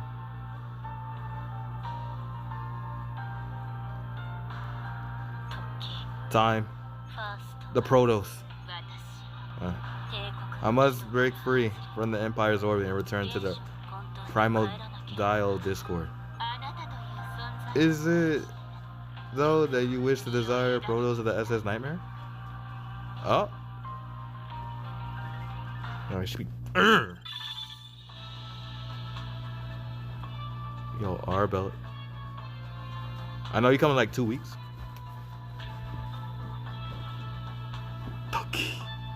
Alright, I know you come in like the 18th, right? The 18th? Yeah, Poland is gonna go crazy. Well, like that's 10 days. Hold on now.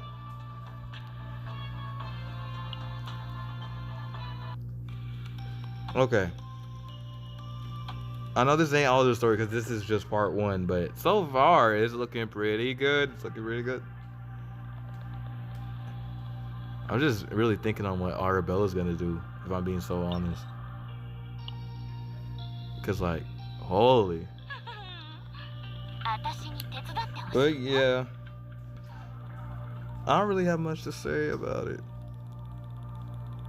Except, and it's just kind of crazy. I don't know how we got her to that state. Like healed. What the freak was we doing? Yeah, cause she said she left, and then Vanessa ain't come back. Man. But yeah, I ain't got nothing else to do here. So I am gonna end stream off here, guys. So if you guys enjoyed, make sure to follow. That's not my outro.